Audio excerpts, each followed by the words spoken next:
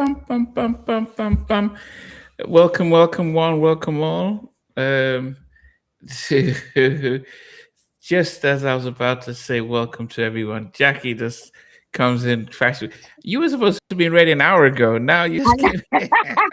Yeah, we had to. As soon as y'all tell me that we got more time, I went and ate a sandwich. I had lipstick on down here, all that. Hi, Stevie. Good evening, Jackie. Oh goodness gracious! I didn't realize the time you guys' time went back and forth and all that stuff.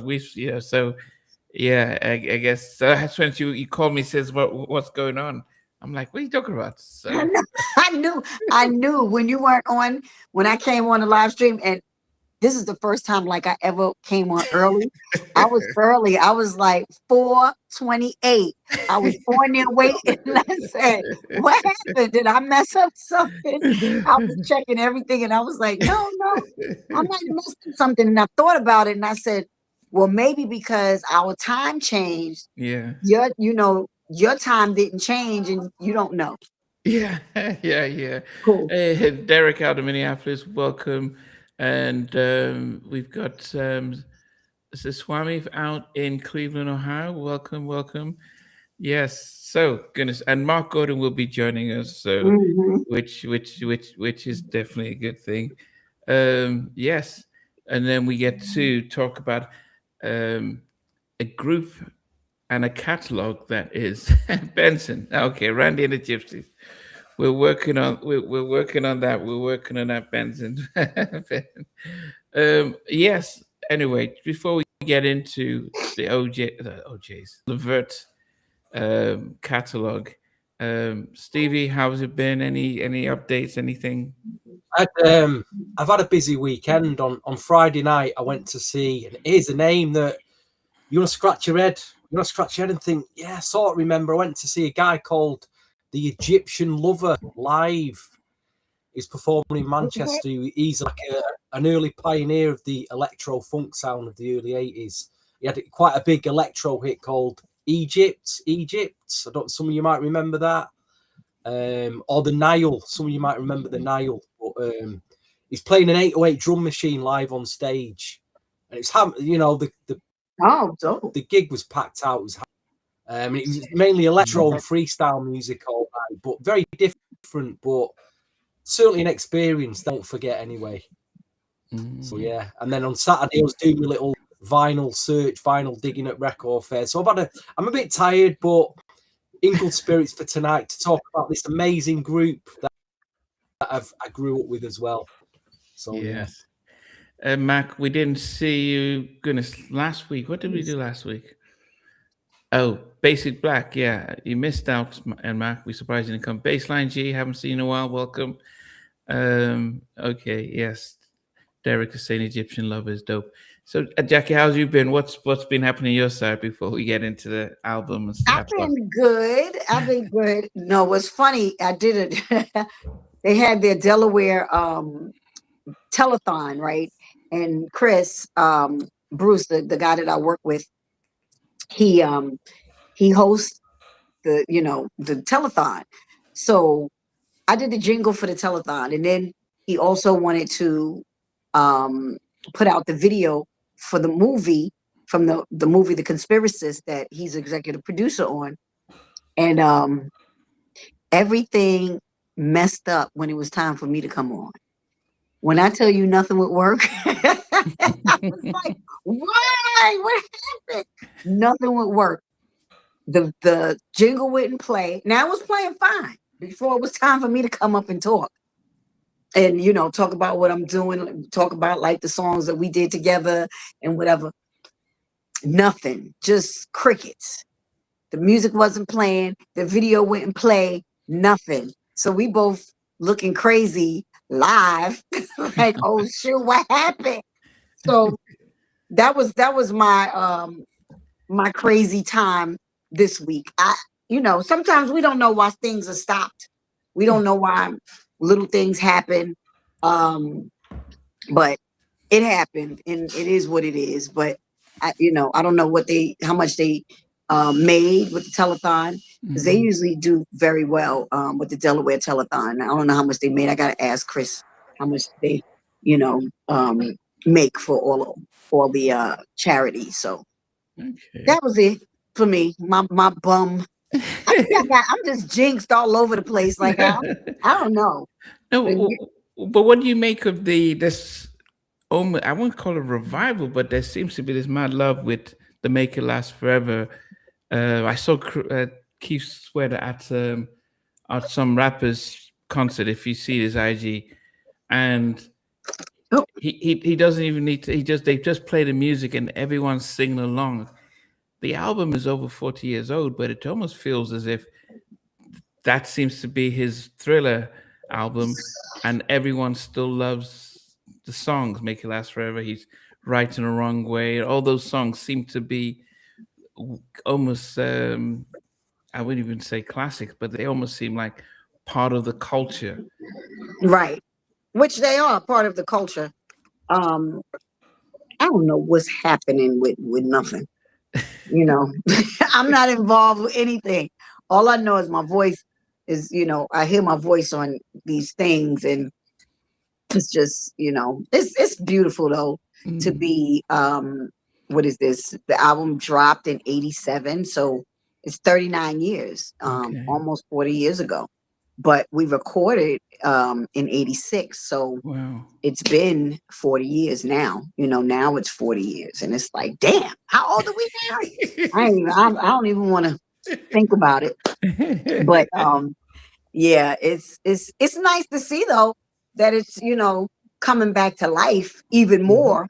It seemed like it gets more and more popular, and I'm Yes. like, that's good if I can get my little coins. Shoot, hi, Mark. Hey, What's we're happening? joined. What's happening? We're joined by Marc Gordon, founding member of LeVert, producer, songwriter. Good to see you, sir. How you been? I've been all right. How about yourself? Yes, doing well, doing well. I didn't realize 40 years of LeVert. So, and you guys are about to go on celebrate it out in Cleveland. Yeah, yeah. It's gonna be nice.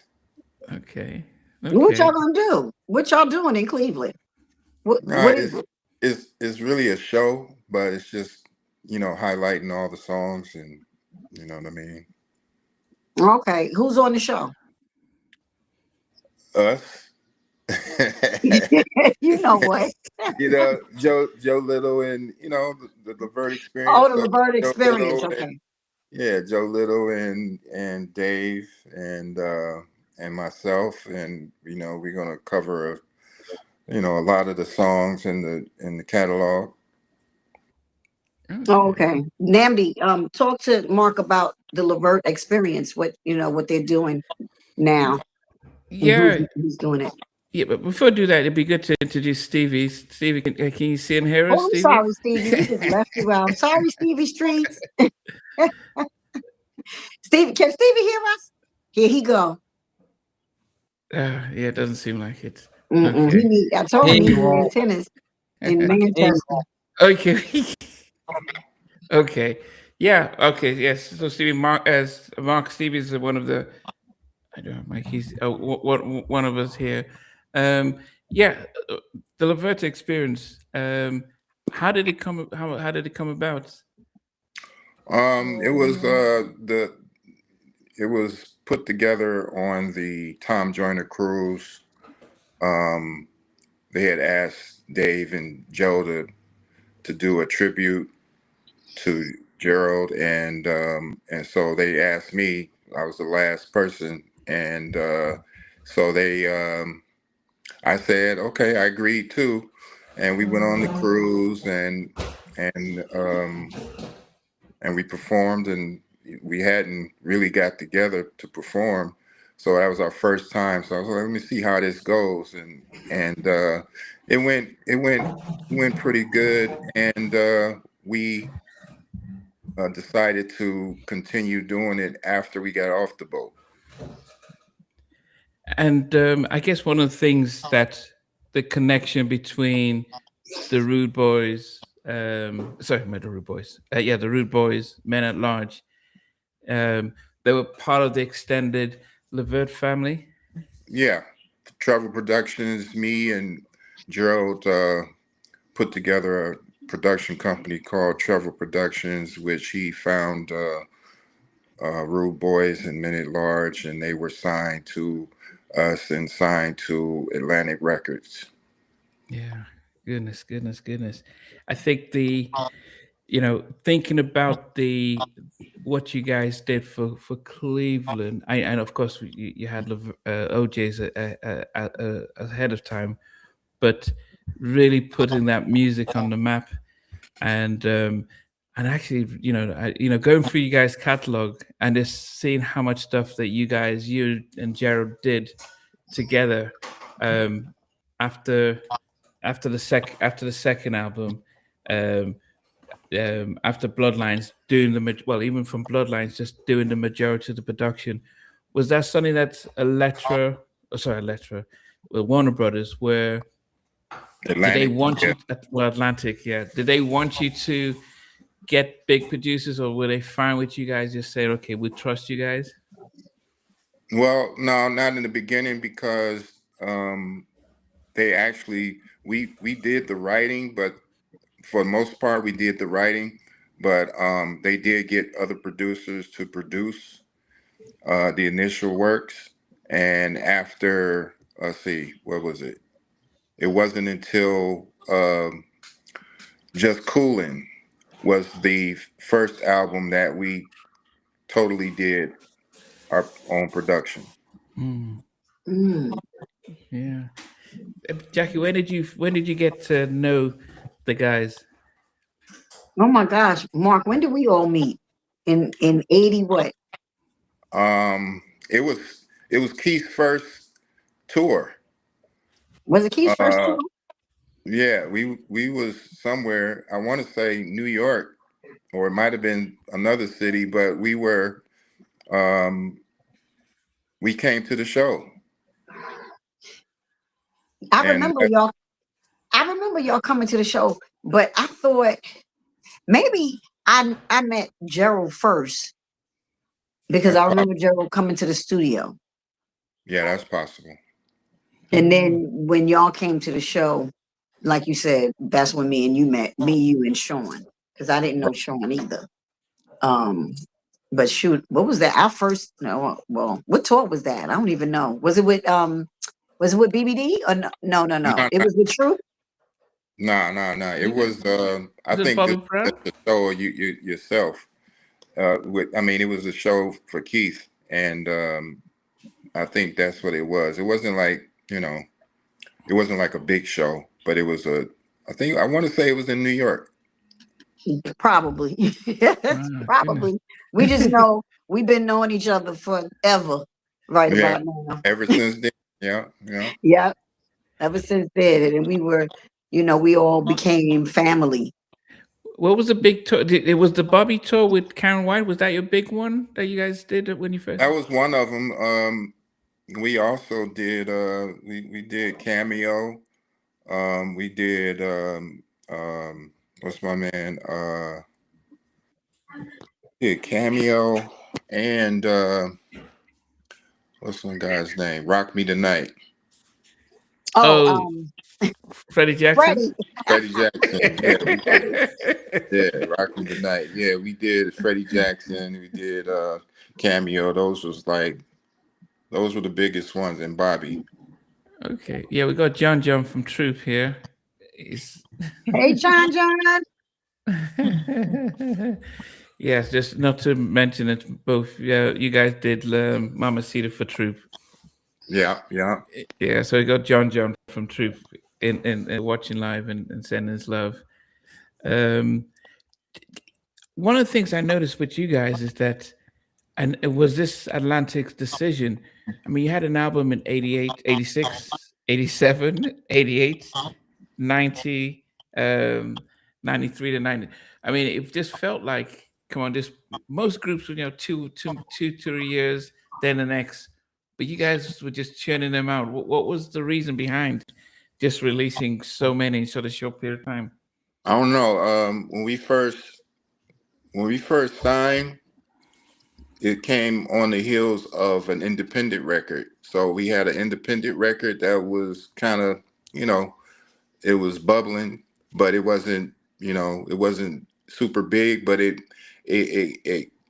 basically catapulted us to another place in the industry, and we got signed. Where we basically we basically got more shows that we were doing, opening up for national acts because we wasn't national yet, and we did Soul Train, which, you know, Don Cornelius, because of the relationships, we was Oh, able to do Soul Train. It was an independent record that started with, and so that took us on to Atlantic, and then Atlantic after that, it was just go. You know what I mean? We was going after that, and we just kept going. Things was happening fast, and we was just, you know, going for the ride. but then the fact that you guys were able to release, I mean, as I said, 86, 87, 88, 90. So in 4 years, you released 4 albums. That's not common. Yeah, no, I know that now, but I didn't know it then. I didn't know it was not common then. You know, it was just one of them things I mean, because think about it, we was on tour a lot of the times. I mean, back then tours was, you know, would go on for months. It wasn't like nowadays. It would be a few weeks. We would go on tour for months, practically the whole year. Mhm. And so on the tour bus, especially after the second or the first album, I would carry some equipment and have it on the bus or have it set up in my room. And so some of the records we did while we was on the road, like for instance, uh, the song that was in Coming to America, Oh, addicted to love, "Addicted to You." addicted to We you. did Yeah. that we did that in Florida on the road. Oh, okay, okay. The but then, so but if you're on the road, then are you recording, finding a studio recording, and then just still being out on the road? I mean, because as I said, it's most groups weren't releasing an album a year, and it's just dropping so much. Was it Atlantic's decision to do that, or did you guys think we've got so much material? Let's just Yeah, we was just working. Yeah, we was just working, and it was just one of those things that we had the energy at the time to, you know, to keep going and putting it together. So as long as they kept, you know, providing us with the, you know, the funds to produce and put it together, then we kept going. What And I is your think that favorite? was, you know, I think that was, you know, that was key to helping us really hone into what, you know, what we were doing. You know what I mean? Um, it wasn't like extended breaks to where we had time to figure everything out. It was just like, okay, well, let's get back in and get it going. Nobody had to tell us to do that. It was just one of those things we was just doing. yeah. You released 6 albums on Atlantic, and the independent one is like Get Hot. Um, what was, if you think about it, your favorite album? Yeah, we did 7 on Atlantic, and so my favorite one is probably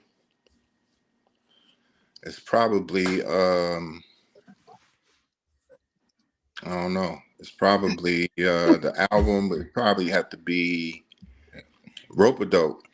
Okay, okay. Why did I Yeah. know you were gonna say that? I don't know why. I just knew he was gonna say rope-a-dope What for is some yours, reason. Jackie? Out of the albums? My favorite album, I think, was the only reason why I'm gonna say the Big Throwdown is because one of my favorite songs is on that album, and that's my forever love. That's my song. I don't care what nobody talking about. That's my favorite song forever. Okay. Even though I would say the outfits on the Oropo yellow and purple, I don't know who who did the styling, because you got the yellow and the purple. It's Yeah. but I would say in my top 10 list, I think there are 4 songs from that album. So that's how much respect for that album that I had. And I think followed closely by I think Just Cooling. But yeah, we're gonna go through our top 10 and stuff. Question about Just Cooling. Is it true that Teddy did a co-production on that? No. So why is it on Discogs they put uncredited co-production by Teddy Riley on Just Cooling? I have no Okay. idea. No. Okay. Okay. Teddy getting credit. He better Yeah, not be getting no credit for something. if you go onto Discogs, it says co-produced by Teddy Riley, and I'm not sure why. Yeah, and that's why I said What song did they say they co-produced? Just Cooling featuring Heavy D. Nah. That was like I said, that was the first album that we completely had production control. So that was one of those things that it was definitely new for us because we were R&B guys, you know what I mean? But I was tuned in on the hip hop side.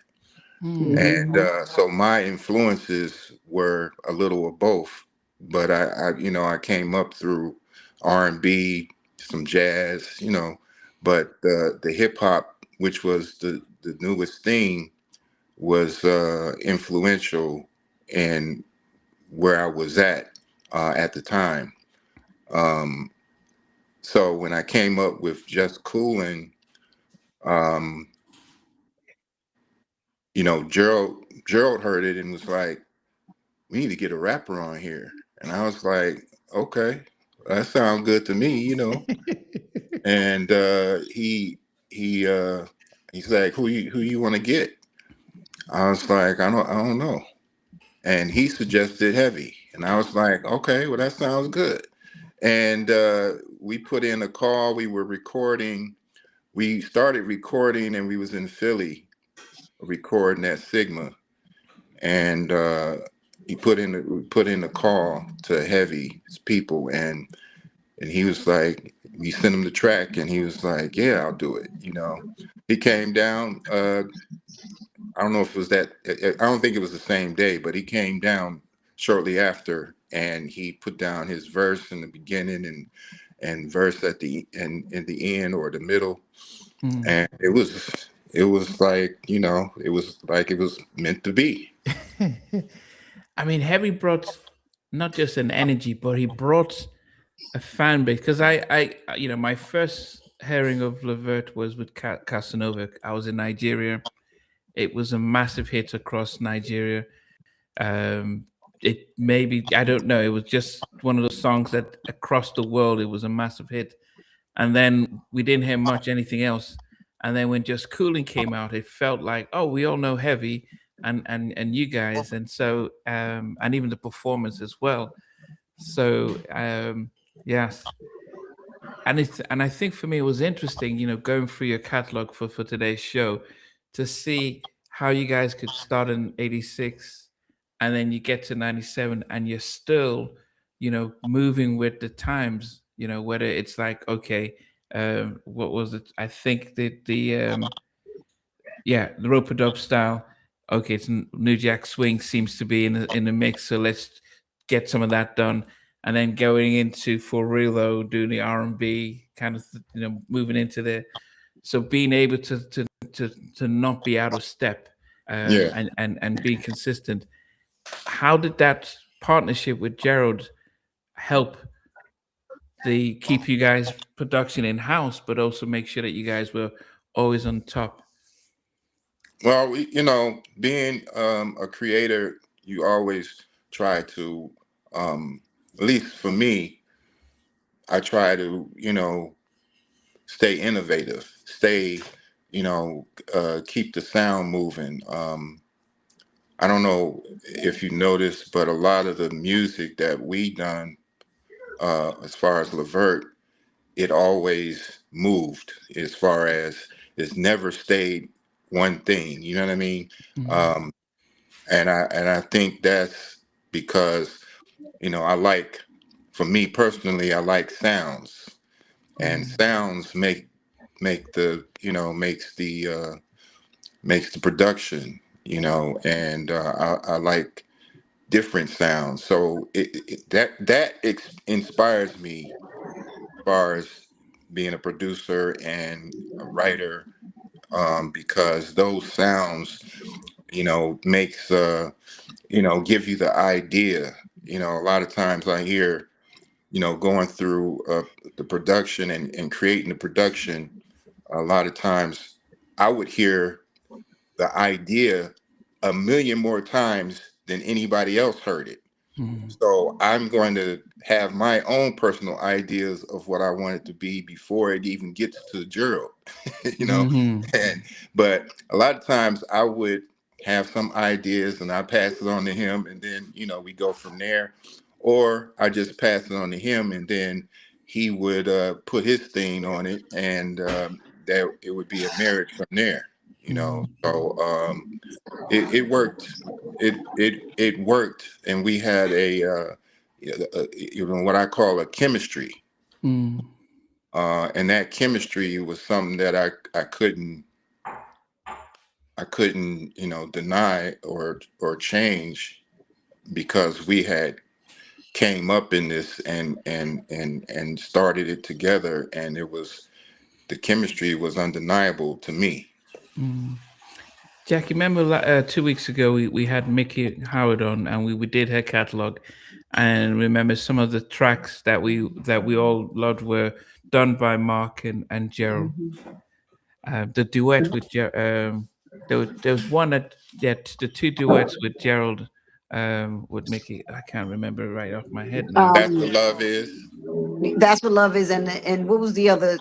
Um, The it other was one another was, I song. think, Crazy. Yeah, was it crazy? Where's Stevie? Stevie knows.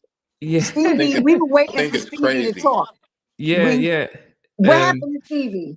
No, he said he's just restarting his computer stuff. Oh, okay. Because Stevie Yeah. knows. When I tell you, Mark, when he get back on here, he gonna have a whole bunch of questions for you. He knows, and he was like picking. He picked a lot of his top songs on Mickey Howard's top 10 that y'all did. He Yeah. loved y'all's production, and the Yeah. stuff that y'all did on Mickey. Um, it was one thing that Namdi was saying, and he was asking, and I know he was kind of trying to go back to what Mickey was saying too, because y'all were with Sylvia Rome as Yeah. well. And was it important for y'all to go platinum? Same thing, like we were talking to Mickey about. Was it important for y'all to go platinum, or it was important for y'all to just keep putting records out, even if they were gold or whatever, just to have catalogs? Because that's what Mickey was talking about. That Right, was right. Yeah, no, for me, it was important to always escalate your achievements. So Mhm. if we go gold, now I'm expecting to do better. You know what I mean? And that was my interpretation of it. I was new in the industry, so I wasn't knowing. So I ironically I did ask Sylvia about that. I never, I don't. She never really gave me a real answer to what I was asking, but I was asking like, well, I'm seeing some of my peers, our peers is, crossing over and, doing some other things. What's the issue, or why? Because if you remember, what is it? Casanova. Right after Casanova, we had what? My Forever Love. Right. My Forever Love didn't get the same cross and which I expected it to have a little bit more cross than it did. And so I was like, well, why it's not getting the same cross? But she kind of gave me an answer, and I never kind of forget this, is because she said, well, you know, I get these kind of questions all the time, you know, from like other artists that's on the label like Genesis. This is their example she gave me. Genesis was on Atlantic, and they would ask the same type of things. Or, well, we going platinum, but why are we not going double platinum? Or why are we not going triple platinum now? You know what I mean? I was like, well, that's not really answering my question. Right. But okay, you know, so that's just what it is. I can't really say. Maybe you know, I think years down the line, I got some information from, you know, some of the people at the top, and basically we were in a position where we kind of helped the R&B division of Atlantic Records at the time, because Atlantic Records was losing a lot of its, you know, it wasn't really, what I'll say is we would come out in the fourth quarter. In the fourth quarter, you're trying to make up for money that you lost over the year. And so what they found out with LeVert was that, you know, the big wigs didn't believe in us like that. They believed a little bit, but it was really, you know, okay, let's see what happened. After we had Pop Pop and it became a number one song, it gave us a little bit more cushion, gave us a little bit more belief. And they started, they gave us a little bit more at this time, but it still wasn't, you know, like others. So that's kind of what I'm thinking, that the whole reasoning was we provided sales that they didn't have to put a lot of money into. Because like MCA, because I was on MCA, of course, and everybody was on MCA, so they had a lot of money for their, you know, they pushed their R&B department because their R&B department was strong. Because it was Bobby, it was New Edition, you know, BBD, all out of one. All the Uptown stuff. Yeah, all the Uptown stuff. Then you had Patti LaBelle, Gladys, Stephanie Mills, Jody Watley. I actually thought MCA was a black label because that Stephanie Mills had all of that. I thought the same thing. I did too. Before I signed to MCA. They had a strong R&B base. Yeah. And I think for Atlantic, there wasn't a strong R&B base, but I think that we were part of that base. You know what I'm saying? We created that base, and after us became Mickey. Became Mickey and the Troop. You know, became In Vogue. You know what I mean? So we were kind of the start of that new generational music scene as far as in Atlantic. But MCA had artists for days. Too many. Do you know what? When we think about the Big Throwdown album, there was a song here, "Love the Way You Love Me," and this was like an 80s pop crossover song that was very reminiscent of something that Elton John would do, something that, say, Stevie would do, that would have crossed over. And I'm thinking why some of those songs weren't pushed out. You had even Sweet Sensation, which is something that sounds like Billy Ocean.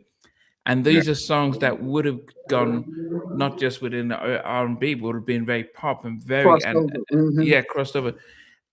Is it that the label just didn't said, no, just keep you in the box, or they didn't try and get you on those? Because those songs should have really pushed after Casanova. Yeah, actually, Sweet Sensation did become a single, and we did do a video for it. And so But I whether don't, they pushed it I don't, to the pop labels, that you yeah, know, I don't know how much they pushed it. They probably didn't really push it like that. no. Again, I think that we were in a position to where, you know, they could drop us a record and actually let it do what it do, and we're going to go gold. That was the kind of mentality. I think Mm. that was the mentality. So with little, with little promotion or minimum promotion, it was like, well, we getting the most the bang of for our buck if we put these guys out right now, and we know they're going to generate some, something out of it. Mm. I think that was the kind of mentality at that time. Yeah. Okay. Well, Stevie, I can see that you've changed your phone. Can you hear us, Stevie? I can hear you all very clearly. Can you all hear me? Yeah, Yeah, we can. yeah. Anything to add to Mark? Because we did talk about how when we did the Mickey Howard catalog, you put a number of their productions in your top 10. But anything to add to Mark about his production and stuff? Yeah, I mean, if you've not talked about it already, I'm just interested to know, as a group that came out in the mid-'80s, a lot of like artists and acts who came out in the '80s really struggled going into the '90s, adjusting to the new Jack Swing sound. As a group, you fully seem to embrace that new Jack sound. I know you was in certain tracks on some of your albums in the '80s. I can hear a clear Cameo influence. I'm just wondering, when Cameo went into the '90s, they In and struggled. out. Yeah, they really struggled. Did Cameo? I always felt you guys could have produced Cameo in the '90s. Did Cameo ever reach out to you at all? Oh no, not ever. But Wow. I'll say this. Cameo was one of my favorite acts coming up.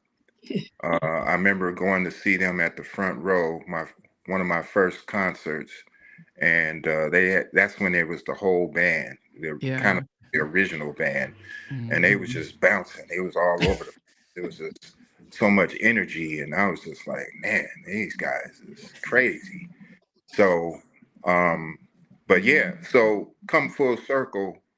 No, they never reached out on that tip, but to come full circle, I was, surprised that we were, coupled with them on the Word Up tour. Mhm. Oh So wow. we ended up doing the Word Up tour. So all these guys was from Freddie Jackson to Cameo, Bobby Brown was at the height of their career. Mm. And so to be a part of that to me was special. You talked about In and Out. Was that influenced by Cameo? Say that again. Your track In and Out. It sounds like a Cameo Oh inspired song. yeah. You know what I mean. Like I said, I get influences, and things like that is kind of like that, and you might think like even like if something on what was that Don't You Think It's Time? It was kind of like a Sugarfoot Yeah. Cameo type of deal. You know what I mean? Because funk was, that was part of my, history too. So it was a mixture of funk, you know, um, all kind of, sounds that I gravitated and pulled from as far as what I listened to create, a new sound. Yeah, goodness. Okay. I mean, we're gonna go through our top 10, but just finally on what was the working relationship with the Calloway brothers on your debut album?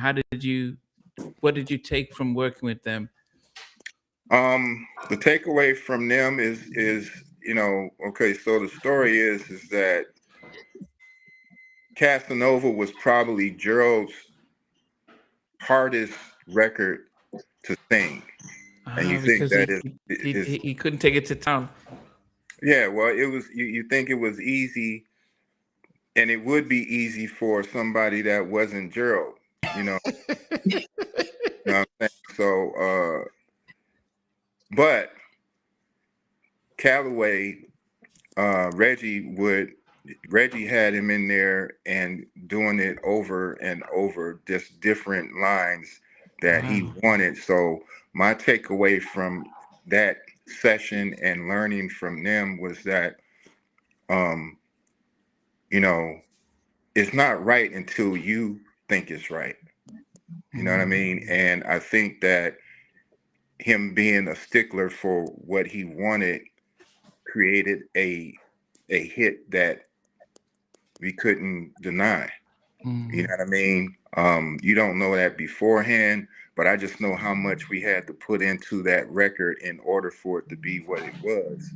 And it wasn't because, you know, you had a great singing group. You had a group that was great, but at the same time you had production and a vision of where you wanted the production to be. And that was my takeaway as far as being a producer is it's not right until you feel that it's right. And you know, that's the difference in some producers and being like the new age producers sometimes, like the hip hop producers sometimes, they're more beat makers. So they'll invite you in and let you go and be like, okay, yeah, that's it. but with, you know, with a particular producer, you know what you want specifics. You know how you want it, you know, to transition. You know how you want the dynamics to go. There's different levels to this. And, you know, so that's just nowadays, you know what I mean? And, you know, a lot of people don't know that even in our dynamic as the group, you know, there was a setup to the songs. Gerald couldn't come out to the songs in our songs and just go crazy in the beginning. It just wasn't gonna happen. And you know, that was just part of our process. And that's probably something that we learned also, but it worked for us. And so there'd be a setup. And if Sean would do something or if I would do something, it would be the setup. And then Joe come along and do his thing, and then that would be the climax to the dynamics of the song. That's just what it is. You know what I mean? You know, you don't think about it, or you know, your average person is not gonna think about it like that. But when you hear it finished, you know, you're like, well, damn, okay. You know, that makes the song what it is. Yeah, pre-Boys to Men and Wanye closing, or Johnny coming in at the end. This is you guys. You guys had that formula locked in. Yeah, yeah. And that's similar like to a, you know, like even an OJ's record. You know what I mean? Would, you know, the mixture of me and Gerald, it would be that. And one of my favorite songs, and I'm gonna tell you this. This is probably my favorite song is "I've Been Waiting." Oh wow. Okay. Yeah, I put R. Kelly style in there. Okay. We're going to go for the song, so we don't. I think the question M. Mac and some others have said was about you guys had a 4 year, because remember we said that you were doing an album a year up to 93 for real though. Then you had a 4 year hiatus before the whole scenario came out, and they wondered is was the hold up due to Gerald doing the LSG stuff and doing his solo albums? How did that affect the dynamics of what LeVert were doing? Yeah, probably. You know what I mean? It wasn't, you know, it was an unspoken thing, but I think that's probably why is because he had other endeavors that he was, you know, going after. And you know, so eventually we come back to it and you know complete and eventually complete our obligation to Atlantic. You know, so Okay. What did you make of the whole scenario? Because '97 was at that was peak R&B, but it didn't really make that much of a dent, especially with the catalog and history you guys had. You're producers, you'd done all this stuff, but the whole scenario didn't. It had a few songs, but it just didn't push through. What was your thoughts about that?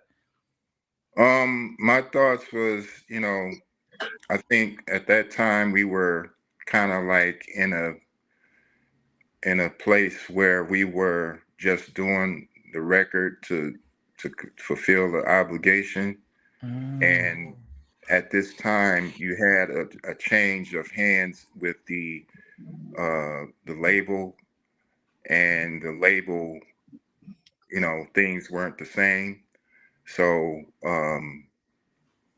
yeah, that's pretty much what it was. But and they, you know, because you know there was other things that was going on that Gerald was doing, and so they just, you know, we did it and we fulfilled it. But at this time, I don't think they were really interested um in putting much into it. Into the marketing and stuff. Yeah. Okay. All right. We are going to go into our top 10 because we got a lot of people waiting and stuff like that.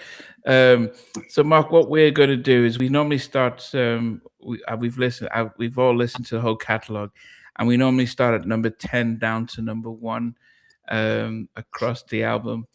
And so I will start, and we will let you go after Stevie, so that you know to see if you were ranking your top 10 songs from the LeVert catalog. So number 10 for me is from the For Real album. For Real Though album, which came out in '93, and it is ABC 123. Um, yeah, Nice loved. track.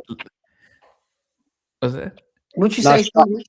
Nice track. That. Yeah, really love this track. I mean, goodness, if you think about the tracks that I couldn't fit in, I had to keep listening. But yeah, that's my number 10. That comes in at number 10. That's low, Namdi. Well, goodness, the That's songs. low for ABC 123. That's low. What about you, Jackie? Because Mark's is gonna be last after Stevie. So. Um, I don't know what to say on that. I mean, if you think about what I put up there, you'd be surprised. So go ahead, Jackie. I'm always surprised what they come up with between Stevie and Namdi. I'm like, what? We get animated on here.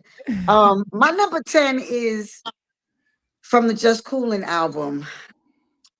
See, I would have put other stuff as the number 10. Like if I had number 20 and I could start somewhere else, but Let's Get Romantic would probably be up more on my chart. But that's what I have for my number 10 from Wow. the Just Coolin album, 88. Did you say wow, Stevie? Yeah, nice track. Nice track. No, I love the track. But I mean, come on, we only got 10. Yeah. Let's Get Romantic is my number. Sorry, y'all. What about you, Stevie? I think all our choices are going to be all over the place tonight. I wouldn't have a clue what you're going to pick. Normally, Namdi, I can kind of guess what you're going to pick, but not tonight. Just one question mark that I'd like to ask before my number 10. During the 90s, there was a lot of like New Jack Swing girl groups. You guys worked on one of them. They're kind of forgotten, kind of lost now. What was your experiences at all with one of the girls? Do you remember that album? Who the what? One of the girls? Yeah. Yeah. One of the girls. Yeah, we did. I guess was the first single. I think they had a good chance to, you know, to push through. And you know, I tried to keep their sound young, which I think we did that pretty much on the album. But yeah, I think I think that, you know, a lot of people don't talk about them. So but yeah, one of the girls was another group that we had, and they were signed to Atlantic also. They had the song "Do the What," and that was the first single, and you know, it had the flavor of what was happening. I think, you know. I really enjoyed that album. I think I caught up with one of the members a few years ago. I think she's driving trucks now. But you know, it's just a shame that they kind of got lost and forgotten in that little area. But it's a group that I enjoyed. Anyway, my number 10 goes back to when you first signed to Atlantic in '86, because I know you had an album previous in '85 that was on an independent label. But I've gone with the opening track, Pop, Pop, Pop Goes My Mind. I think it was the lead-off single from that album. Just a great ballad, you know. Really ballad. Okay. Wow, at number 10. That's okay. That's low. That's a great. What was Stevie's number 10? Pop Pop? Pop Pop Goes My Mind. Oh my God, Stevie, you are so fired. Oh my God. I really want to hear what your daggone number 1 is. Oh my God. Mark, what would you put in your list? What would be number 10? You know, I really don't know, tell you the truth. I mean, I gotta really sift through the records to really, and I wasn't really prepared to do that. But I like hearing y'all's. You know, I like hearing where you're at, because it gives me an idea of, you know, you got 3 different people who have 3 different ideas of number 10, and you know, so I like that. Okay. Okay, no worries. And then if we have any questions around the songs, you can always give us a talk. Number 9 for me, and I know you did say that this was one of your favorite. I wish I could have done it higher, but I think there was just so much from this Ropin style album. As I said, I think 4 of the tracks made my top 10, but I've been waiting. Just love the it was. I remembered songs from like H-Town and R. Kelly and maybe some Jodeci, and there was a way that you sat in between in that vibe, and that's why I mentioned that from 80, 87, 88, you just shift and said, okay, this is what's going on now. We don't need to get in Devante or R. Kelly. We can do it ourselves, and probably that's why this Ropin Dope style is probably one of their more popular albums. But I've been waiting. Hit number 9 for me. Just loved the vibe of that album, that track. Okay. Okay, my number 9. My number 9 is again from the Just Coolin album. Smiling. Smiling is my number 9. I love that song too. I really like that song. Oh, okay. That's okay. So okay, Smiling. Okay, I'll go back to that. Okay. Stevie, what about you? I mean, it's interesting that there's a lot of groups, even artists out there that we've kind of heard of. Can't hear. Oh, you can't hear us? Can you hear us, Mark? Are you able to hear us? He's clicking on and on. He might have to go off and come back on. Yeah.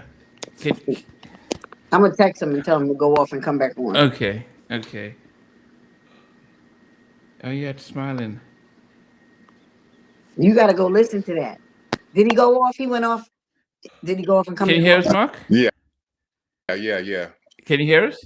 Yeah, you can hear us. Okay. Yeah, I hear you now. Okay. I missed whatever. Jackie, you said.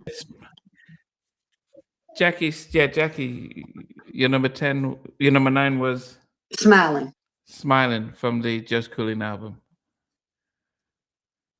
He's gonna have to drop down and come back. Yeah, he probably have to go out and come back on. Um, Did we do your number 9? yeah, I had. I've been waiting. Okay, okay. Such an amazing track. I wonder if he's. I don't know how to get him. Yeah, such an amazing track. Can you hear us, Mark? Okay. Yeah, I hear you, but yeah, I hear you. My phone Okay. ringing. Okay. Jackie had "Smiling" from the Just Coolin album. Smiling from Just Coolin. Okay. That was my number 9. Okay. Stevie, what about you? I like that. This track reminds me of my school disco era in the late 80s. It was their huge international hit, and you know, some artists never even get to this level. And I guess I don't know how the group felt after having such a large international hit so early on in the career, trying to replicate that. But Casanova makes my number 9. Again, it's like a big school disco hit to me that when I was growing up. Wow.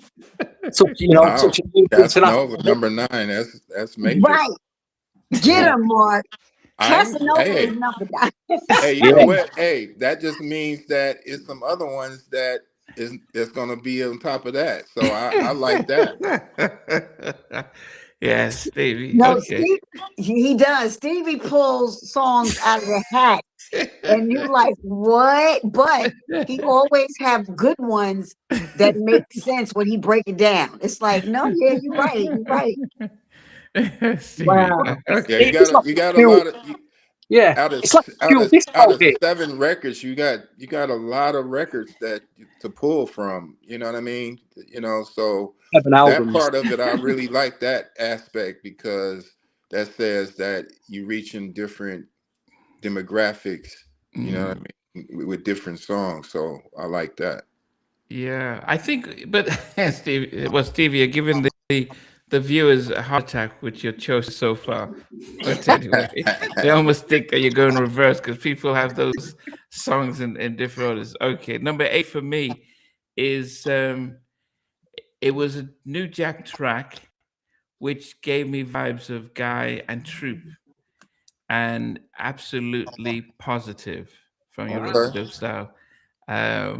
It's I was like, okay. As I said, because I'm listening to Ropin style, and I go back to Bloodline. I'm thinking, is it the same group? Because to transition, as Stevie talked about Cameo, most groups didn't struggle if they came out as early as 85, 86 to be able to continue to be relevant and actually go with the times. And you guys continuously, even the big even the whole Scenario album was of 97, although Atlantic didn't push it, but it shows that you guys were never out of steps and never out of sync.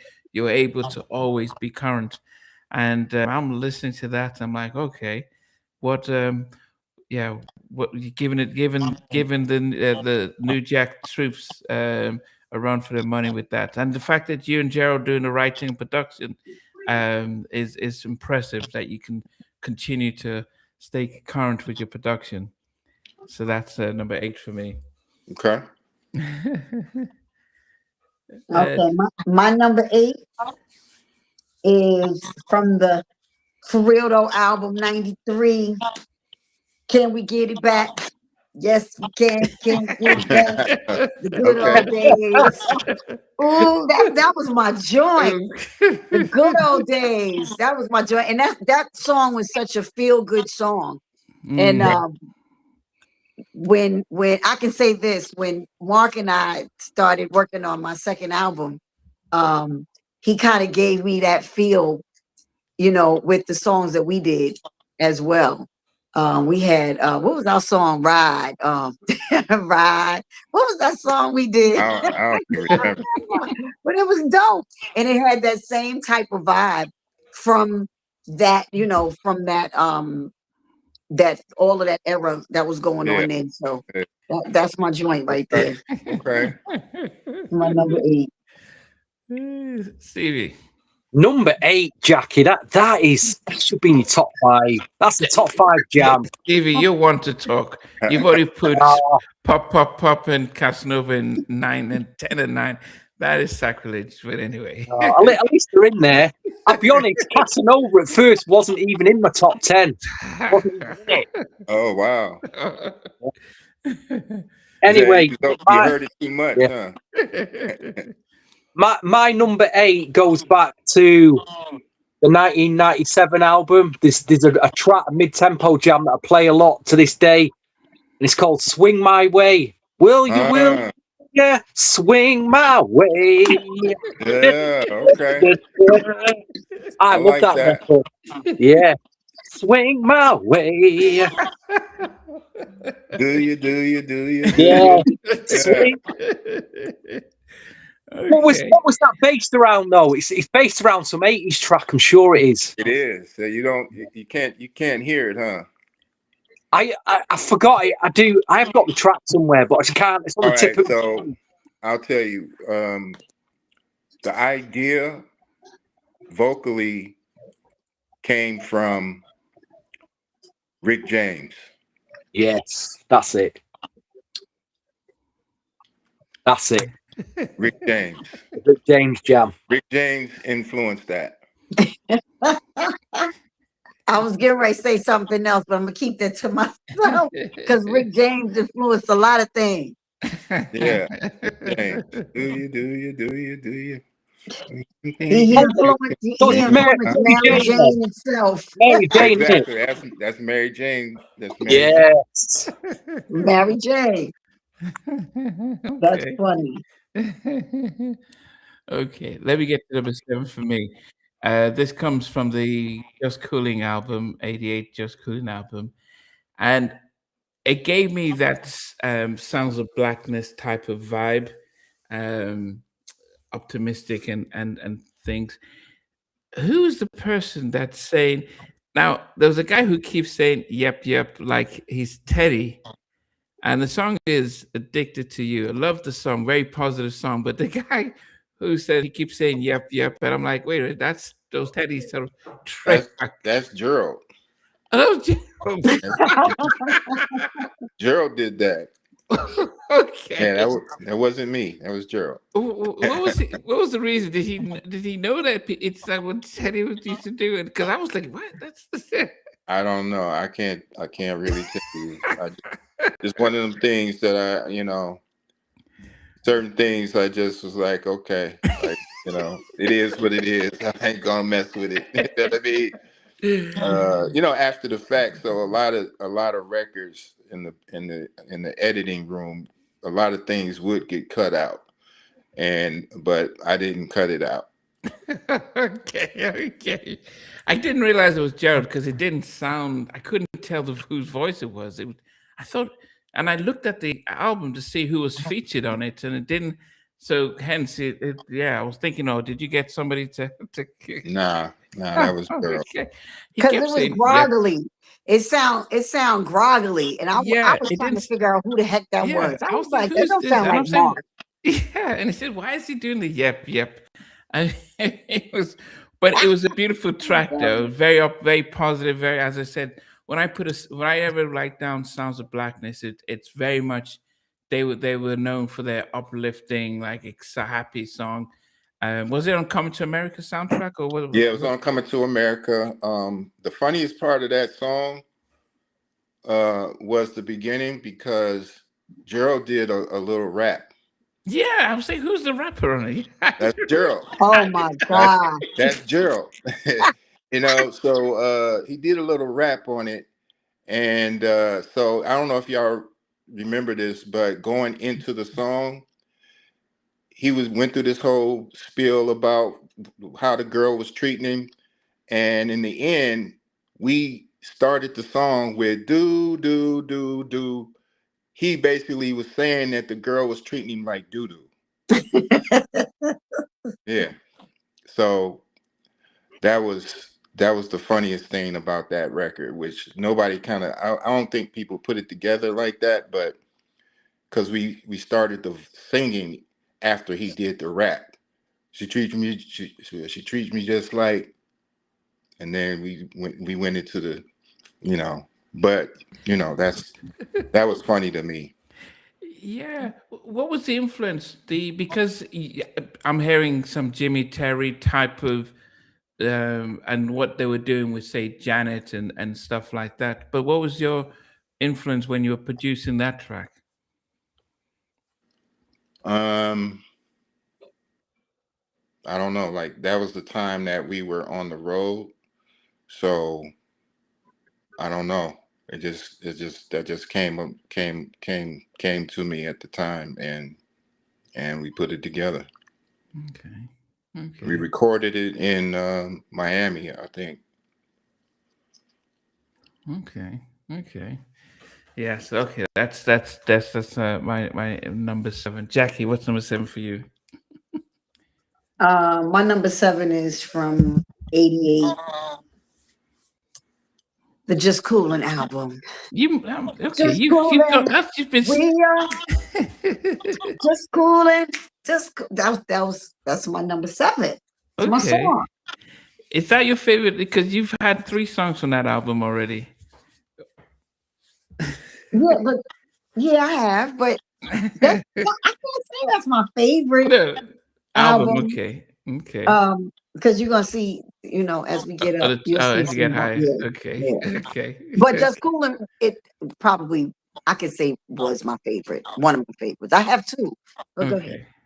Stevie. I'll tell you something about that record, right? So that album got a lot of terrible feedback from the critics, which a lot of the critics were, somehow eventually one person was the critic, because they would have a syndicated column, and it would be kind of like one person kind of criticizing everything. Or it would go across different platforms, but they kind of killed us on this album. And so it was really a different moment when we were able to get awards and status from this record, because the critics were so harsh about this record. And so just a little insight on that. But they, I don't even remember who they are, but I kept some of the clippings, and it was just like, oh, it's definitely not it's not up to par with the other previous records, and it's this and it's that and blah blah blah. I was like, wow, they killing us. You know what I'm saying? But it was still a gold record, still a gold album. That was the whole thing to me. Right. It's like, hey, say what you want to say, That's but right. That's right. And y'all have 4 of them, so they can say all that they want to say. And it had back. I mean, a lot of the New Jack loved that, like Pull Over and all the others. Anyway, yeah, we'll go for it. Stevie, what's number 7 for you? Obviously, the first track I ever heard from LeVert was Casanova in my school days, and the second track I heard was when I went into a record store and I found this. It was like a UK 12-inch single promotional copy. And it's a white label. It had 2 tracks on it, and both the tracks had the club mixes, the extended club mixes. So pick one of them that I played. It's not the album mix; it's the actual extended club mix that I played a lot back then, and that's Got to Get the Money. Awesome, awesome mix. Gotta get that money. Yeah, so funky, so funky bass line. Good swing, good New Jack, and that was really the second track that I'd heard back then. What album? It's from the Just Coolin album. Okay. I couldn't even afford to buy the albums back then. It was like I spent like a couple of pounds on this 12-inch single, and I played both sides to death, but that was one side of it anyway. At the time, makes my number 7 anyway. Got to get the money. Were you DJing then? Were you No, DJing? I know you were young. I was just starting buying records properly, starting collecting. Oh, okay. I was too young, Jackie. But what I love about Stevie is he he listens to bass lines. He listens to, you know, he likes funk. He likes, you know, me, I'm either R&B or rock in my head, or hip hop too, but you know, I'm You gonna see, go for the pretty nonsense for me. You if know you me. play the album mix of this, there's a lot of talking at the beginning, so and then it comes in after about 30 seconds. But the remix, extended mix, takes it to a different level. Really does. Wow, So, that's dope. Okay. Number 6 for me is another one of the New Jack tracks from Roper Dope Style. And it starts off like the sample for Salt and Pepper's Push It. Get Hmm? Up On Me. It almost like it sounds like it's going that direction. And it is featuring somebody called Serge. I'd never heard of him before, but From it's Cleveland. Nobody. Yeah. Nobody does it, but it's a real funky New Jack track. Dun dun dun dun dun dun, dun nobody. Who- Okay. Okay. Yeah, who's Surgeon? Serge is was a Cleveland rapper, and that that was coming up at the time. He did some New York battles and stuff like that, but he was from Cleveland, and um, but yeah, you know, we was happy to feature some of our hometown talent on some of the records. So Yeah, That was dope that y'all did that. yeah.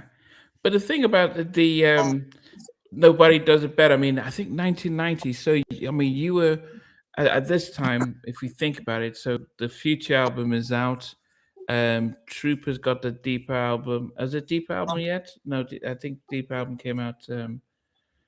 Um 80, is it 91?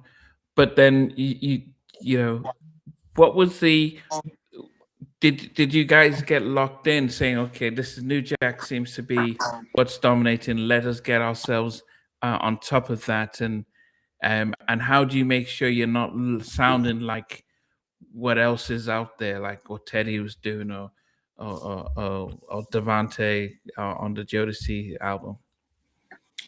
again, it sounds, you know what I mean. So I made it a, you know, kind of like my business to not duplicate anything, and to, you know, have my original, you know, originality, and so that's kind of where it is for me. I mean, because I would sit in my little production room and just go through a bunch of stuff, and then when I felt like it was ready to pass off to Gerald, then that's, you know, I'd give him a whole cassette or CD of all of the tracks that I was working on, and then he would go from there. And so between the two, you know, between the mix of both of us,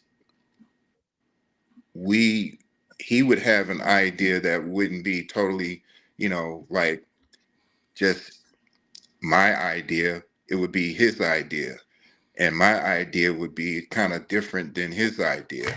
So it just merged and Oh. made it a completely different idea than, you know, where we would go if, you know, otherwise. But Mm.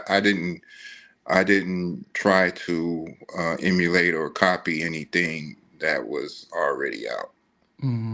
Because you guys being in Cleveland, I mean, you're competing with New York, so that's Uptown, the Teddy in Uptown, and Yeah. Cal West, and all that stuff happening there, and then the go out in the West Coast. So it's like, how do you find a sound that can be distinct and separated from what was happening? Um, I mean, I think that we were able to do that because of what you guys are picking right now. Hmm. You know, um, we were able to achieve that part of it. They weren't singles, but I think it made for a good album. You know what I mean? It was definitely support on those records, so you could listen, and a couple of albums. I don't know if it wasn't all of them, but a couple of albums we had a slow side and when we had sides, we would sync them up to where you can go back to back to back. You know what I mean? For the slow side, we wanted to speak to the ladies for the men, because a lot of the men didn't know what to say, or maybe not know what to say, and the song, you could just put the song on and let it just do what it do.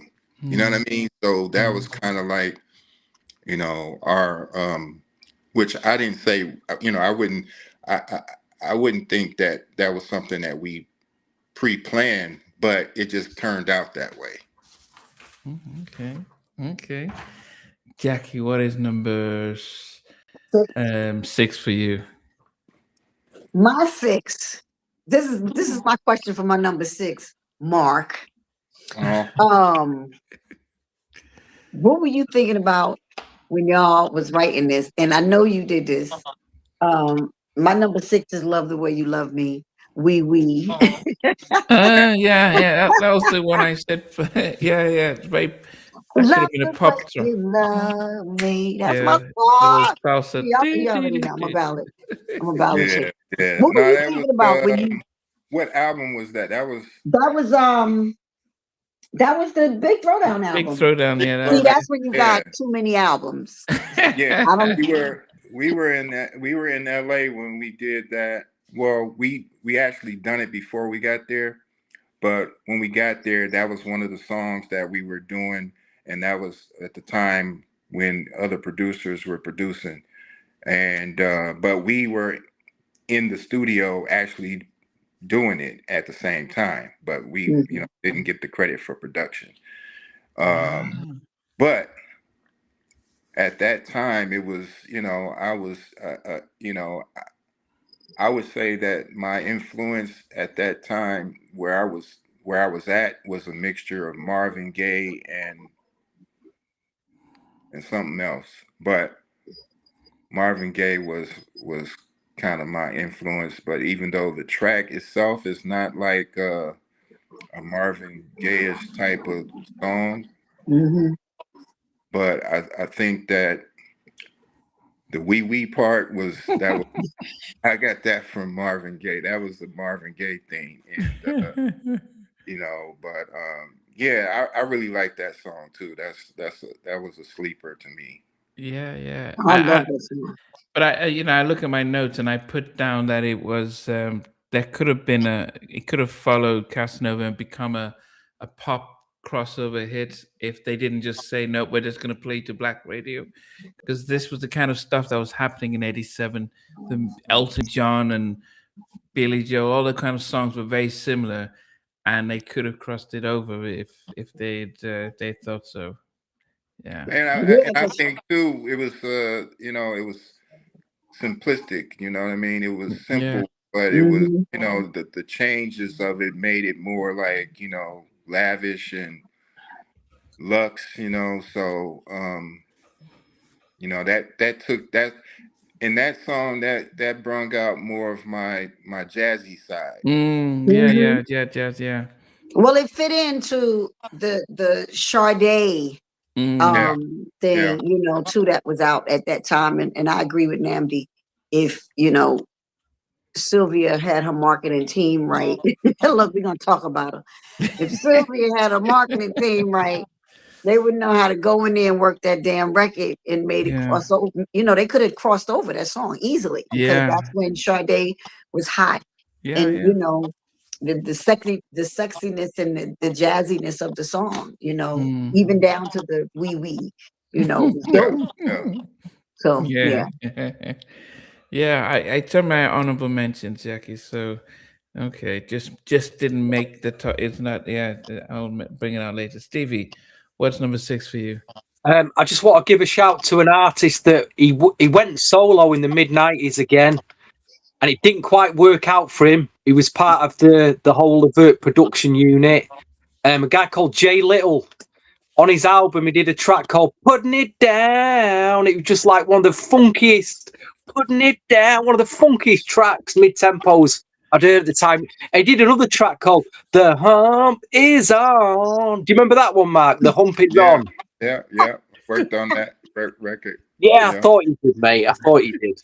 Well, some great gems on that. Again, just forgotten. Lost and forgotten, but some great gems on that album, you know. Yeah. Was he in the Rude Boys, wasn't he, Jay Little? Yeah, Rude Boys. Yep. Well, he's talking about Joe. Yeah, that's Joe. Yeah, he's part of the LeVert experience. He's part of the LeVert experience, Stevie. Yeah, his album just got forgot. It's a shame because there was some great tracks on it. Yeah, they didn't. I don't know what happened with that, but they didn't, really push it like that, So I don't know. Wow. Anyway, my number 6. It was when I was young and I didn't have much money. I had £20 in my pocket, and I do mention this record shop a lot on this podcast. I'd go in Expansion Records in Manchester City Centre on a Saturday morning. One morning I went in there and they had this record on the wall, and it was £20, which is about $26 in dollars. And it was in a white cover, and it had a big sticker on it saying, when you play it, say it. And I didn't understand what promotional only, not for sale meant. I thought it's got to be free. Why is it £20? That record. And I says to the guy, Dean, behind the counter, I said, Dean, what's that record and why is it £20? And it was LeVert All Season. And I'm like, well, why is it £20? And he's going, well, it's a promotional copy. It's a demo. It's out before. We send it out to radio stations before it comes out. And this is the only copy we've got. And once it's gone, you'll never see it again. And he was right, because I never saw it again after that. But it was on this amazing album, on the Rope-a-Dope. And it's one of my favourite ballads, all-time ballads from LeVert. Amazing ballad, All Season. And I've never seen that 12-inch record again since. I found the CD single, the promotional CD single with the remix on. I've got that somewhere. Not the 12-inch vinyl, which is a shame. Yeah, well, that's crazy because promotional copies are supposed to be for promotion. Yeah. but I didn't understand what I meant at the time. I was so young. Yeah, you at the time you weren't a part of that pool, so you wouldn't get the promotional free copies. The store was obviously selling a copy they weren't supposed to sell, but that's another story. For $26. Yeah, $26. They didn't put a stamp on. Now, was that the single or that wasn't even the whole album? That was a single. Yeah, it was a single with it had the remix on as well. It was quite rare. It's so rare to get hold of that now. Yeah, that was promotional only. It said it right on the sticker. Expansions. Okay. I'm just looking at this. 1, 2, 3, 4, 5. Yeah. So half my tracks are from Rope-a-Dope Style, and number 5 is oh goodness, one of the best ballads on the album, Baby I'm Ready. Just just an amazing track, amazing album. In fact, I tried to make sure that I put a song from all the albums in my top 10. I missed out on one of the albums, but Rope-a-Dope Style took that one. But yeah, Baby I'm Ready. And I think a lot of people had really said how much that was one of their top 10 songs from your catalog. But that's at number 5 for me. Okay. Yes. Wow. Jackie, what about you? My number 5 is from the Big Throwdown album, 87. And I can say this. It was the first time. No, that wasn't the first time. Okay, I gotta save that one for the next for later. I have to save the story for later. But my number 5 is I ain't much on Casanova. Hey, me Five, and okay. Romeo ain't never been friends. Yo, I mean, when that came out, that song was like, it's almost like how they took the whole Romeo and Juliet thing and flipped it and made it into a song.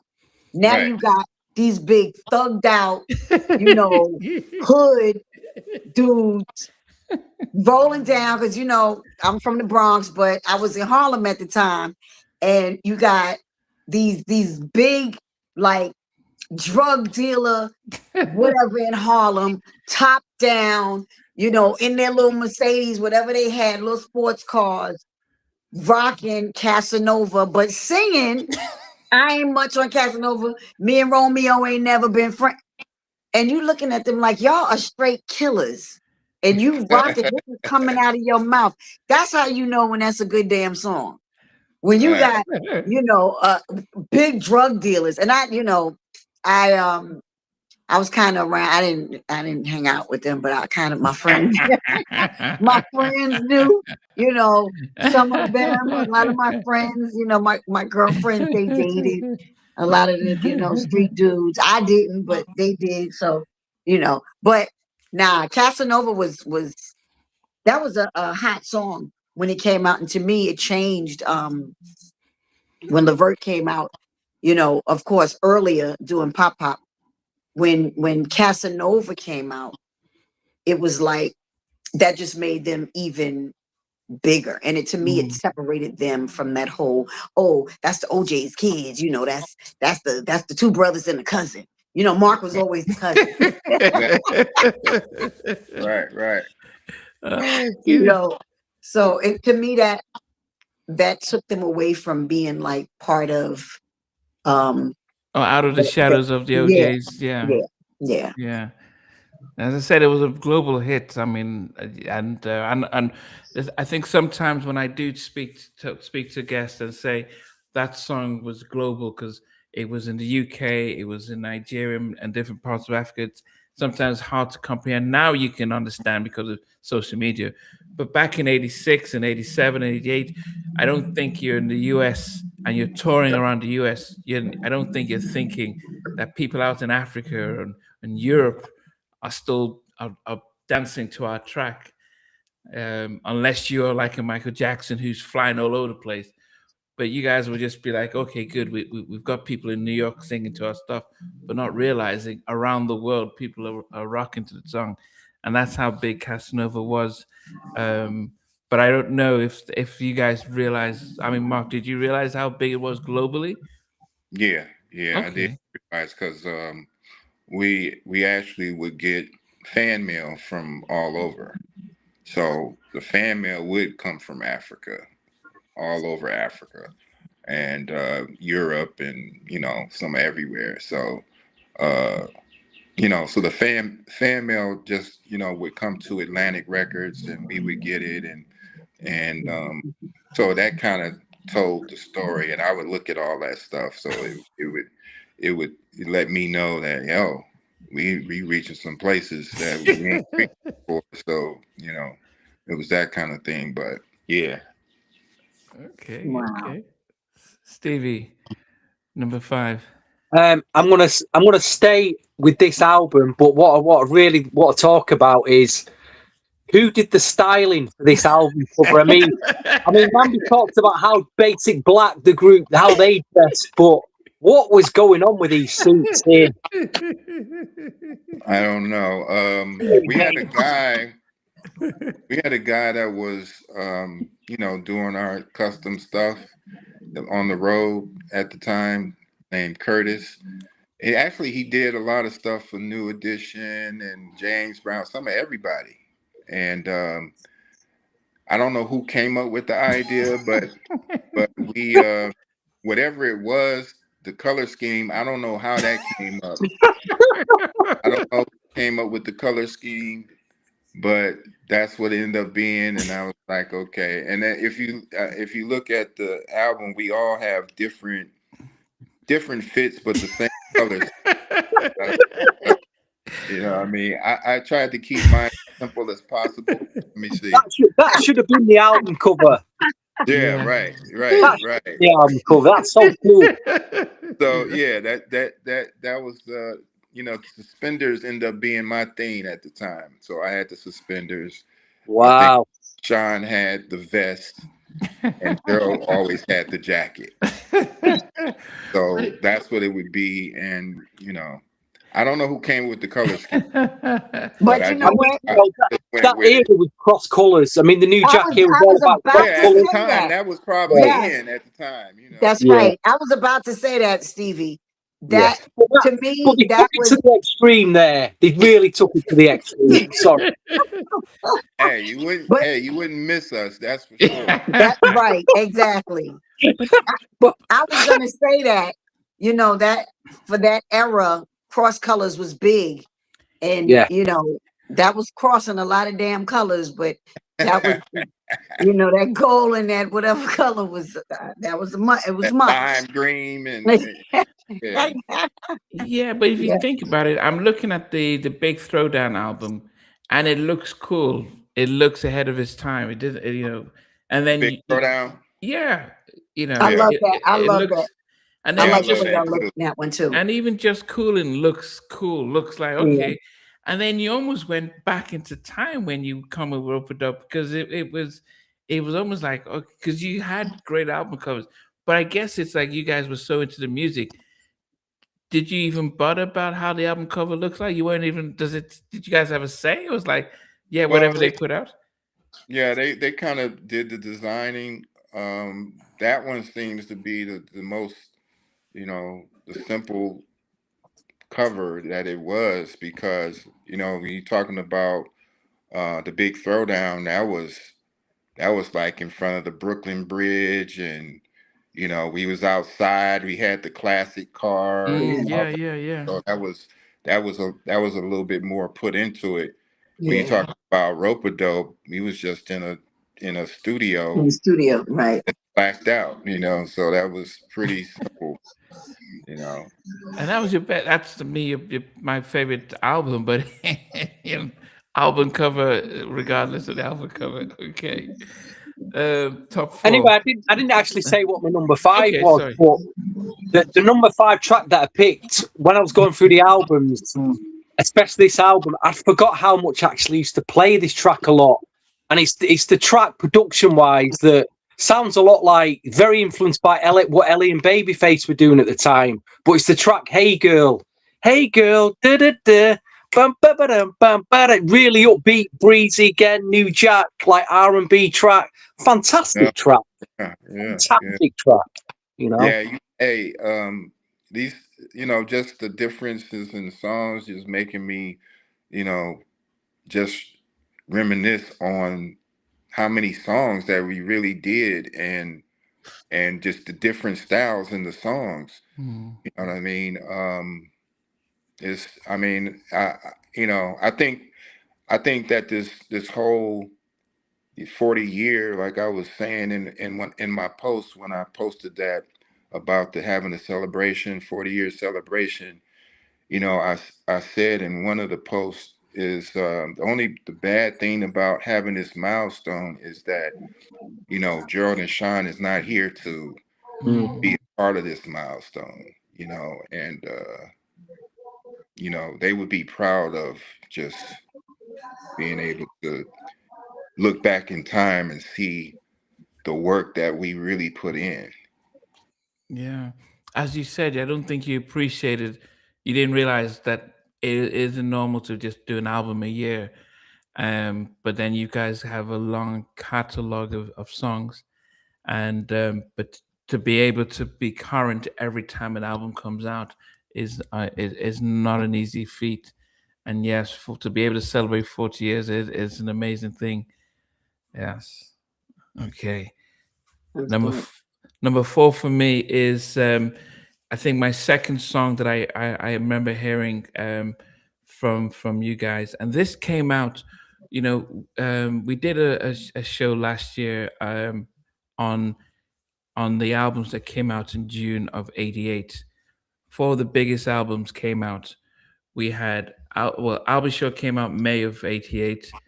Then we had New Edition's Any Heartbreak. We had Guy's debut album. We had Bobby's Prerogative. And then we had Troop's debut album came out in '88. And so within 5 weeks, those 5 albums came out in 1988. Troop, I'll Be Sure's debut album, Guy's debut album, Bobby's Don't Be Cruel, and New Edition's Any Heartbreak. And you guys came out a few months later, but it just shows you the competition, but the rich music that we had in '88. And this song that you guys did featuring Heavy was like, oh, okay, it really caught our attention and stuff. It was really interesting seeing you 6 foot something doing your shuffle and dancing. I mean, the routines, having you guys do your dance routine, because we look at LeVert and we see you guys as singers, but it felt as if in this album you guys had to do your leg work. How did that feel, doing the choreography and dancing and keeping up with Heavy D?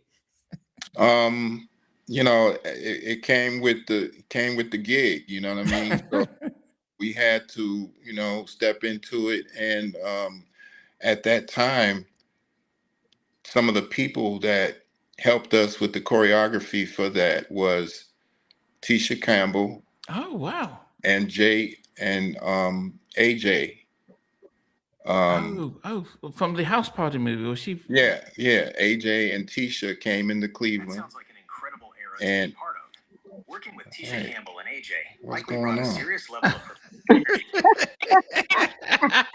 That's his live voice. He's alive. It's my other phone. Start talking. But yeah, Tisha and AJ came into Cleveland and gave us some routines. Wow. To go with the Just Coolin, and wow. And we did that through, we still kind of do it. My goodness. Was it hard for you though? Because well, it wasn't as hard as because we always did steps. And initially, when we first started, Gerald and Sean thought they were the king steppers, and because they, followed, they sons of the OJs, and they've been stepping and trying to play the OJ for years, and so I came in and did my thing, and but at some point after the Tisha and AJ came in, I got some young guys from Ohio to come in, and they were young, so they was doing all kinds of stuff, and I had to learn. I was trying to learn everything I could learn as far as dance moves, so I can, get my moves together. So yeah, no, I was able to do it. Oh man, yeah, definitely. And if you see the performance on Arsenio Hall, Heavy was just like, "Come on, guys, let me show you how to keep up the. Let me show you how a big man dances." Oh goodness. Yeah, Gerald was not a hip hop or Sean. Yeah. We can say that Mark could do, his little thing, but Gerald and Sean, the hip hop dance was not for them. What's number 4? What's your number 4, Jackie? My number 4, actually, this is the first time I ever saw. I went to see LeVert at the Apollo Theater, and I'm trying to remember who else was on the show. I think it was the Whispers. Did y'all do a show with the Whispers at the Apollo, Mark? I don't remember. Y'all gotta forgive me for all this noise. I got my deck open, and you would think that there's a million people that live downtown Wilmington. There's 2 people, but when they come through, oh my gosh! Hold on, y'all, because they loud. I gotta close my door. Oops. But thinking about it, Mark, I mean, Jackie, when you guys are producing, is it that you start off with the beats and production, and Gerald comes in later with Yeah, the vocal arrangement? yeah. Okay. Pretty much that's the how the flow would go. Okay. I would come up with the idea first, pass it off, and then he would put his thing on it. Sometimes, like with certain songs, like for instance, I want to say "Love the Way You Love Me." Um, certain songs, I would kind of do the whole thing, like write the song, and so that was one of them. Yeah, you were listed as the sole producer and writer of "Love the Way You Love Me." Yeah. Okay, Jackie. Yo, wee. Um, Wait, who said instead of saying Cleveland, somebody said, or maybe I'm messing it up, but it sounded like somebody saying Cleveland instead of saying Oh, Cleveland. that Right? you know what? I didn't know what I was saying. Again, that was some Did Marvin you say Gaye that, stuff. Mark? Yeah, that was some Marvin Gaye stuff, man. I didn't even know what I was saying for real, for real. It just sounded like I knew what I was saying, but I didn't. I was I'm telling, like, telling who said secrets that? now. Wow. Okay, so going back to my number 4, I saw y'all live at the Apollo, and y'all were performing this song called Pop Pop and killing it. Wow. And I remember the whole Apollo Theater just standing up, losing their daggone minds, just going crazy. Um, and I remember saying, it's so crazy. I can't even remember what year this was, but I remember saying, that little one over there that's on the keyboard with the glasses. This is before I knew y'all, Mark. I was like, that little one over there with the glasses on the keyboard. He do some special stuff because he quiet. I was like, I'm just watching. I watched you, and at that time, no lie, I said I'm gonna work with him one day. I don't know why. Never. I was like, I'm gonna work with him one day because I kind of people don't know, and I have to give let people get the credit behind a lot of LeVert stuff. Mark is a phenomenal producer and writer, and he has a great producing mind, no different from a Teddy and anybody else. He just has this different style of music. um a lot of people didn't know who Mark really was in the group. It was always, that's the cousin, you know he, he in the background, but it's always the cousin that's chewing gum, sitting in the background quiet. That's the one y'all look out for. That's the one that's always the one that's behind everything. So, I never knew that, Mark was the reason that they put the group LeVert together, from being in school or whatever. And, we always thinking that he was the cousin, but Yeah, people know him. somebody said it in the, one of the reporters or whatever said it because we used to have, like, we would go to New York or LA, and all the reporters would come into the media room or whatever, and so they would ask questions and whatnot. So somebody ended up saying it one day, and we just let them say it and kept it like as it was. Um, but no, I wasn't the cousin. I think the same thing happened with After Seven. They Keith Mitchell was saying he's the cousin to L.A. Reid and the other two. So it was one of those things where it helped sell the group when you hear those things like, oh, two brothers and a cousin. Right, So right. yeah, and the label says, yeah, let's run with it because it just helps with the publicity.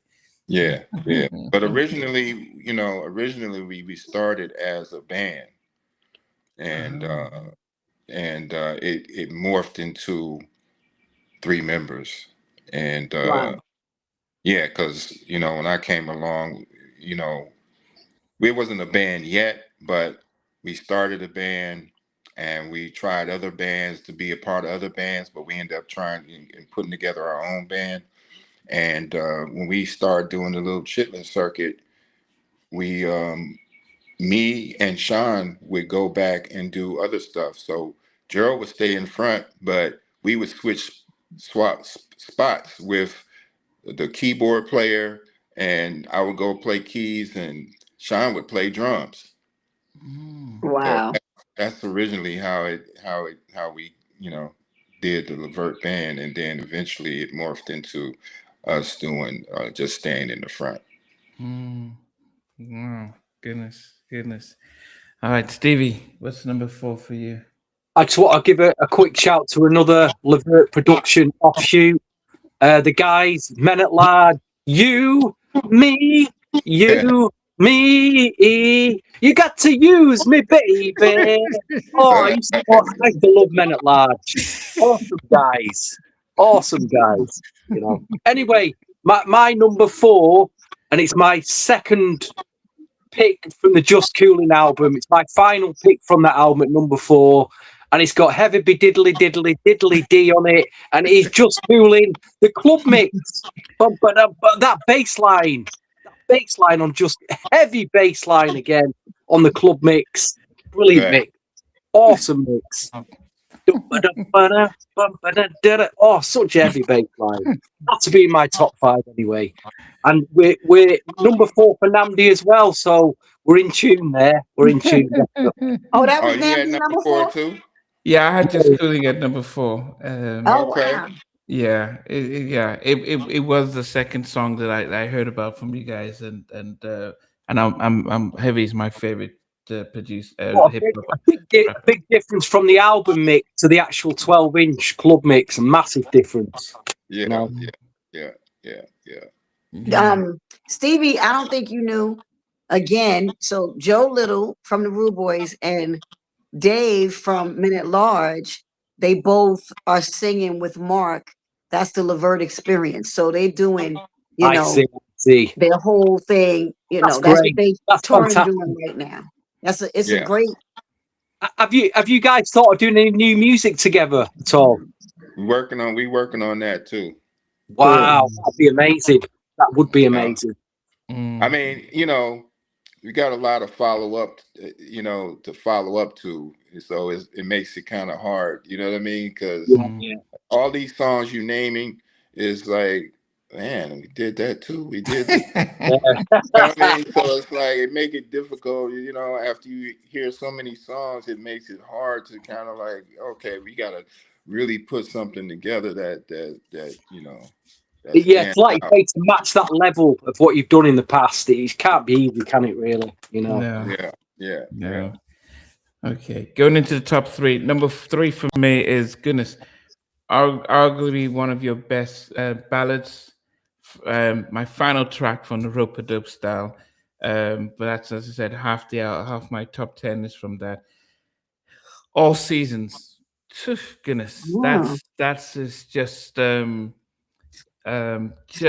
the writing too. I mean, who leads on the writing when you're thinking about winters, fall, summer, spring? I mean, who's coming up with that? Gerald wrote that. Okay. Yeah, winter, spring, summer, fall. Oh goodness! I mean, I think Gerald always, from the time he started to the time he sadly passed, he looked the same. Like he was always 50. He's always looked old and mature. He never looked young. He did. Always looked like a whole grown man. Yeah, he's always looked like an old man. You know what? That's something that we was, trying to change because we weren't old. You know what I mean? We had these grown songs, but we were trying not to be so old, as far as what they would pushing us. They was pushing us to be older. And so I think that was a reflection on the music. And, so a lot of people would stamp us with, oh, those are the balladeers. But we had more up-tempos, just as many up-tempos as slow songs, really. Yeah. But when you look at Gerald and how you guys were dressed up, I mean, you guys were probably the same age with Guy, but Right. people would think you guys were older than them. Like, it just felt, and it felt, and they marketed you guys as adult contemporary kind of stuff with those type of songs. Yeah, well, it definitely didn't hurt the situation that Gerald had a super grown voice. You know what I mean? Right. So it wasn't. There was nobody I can say that was a Gerald. No. In the game. No. No.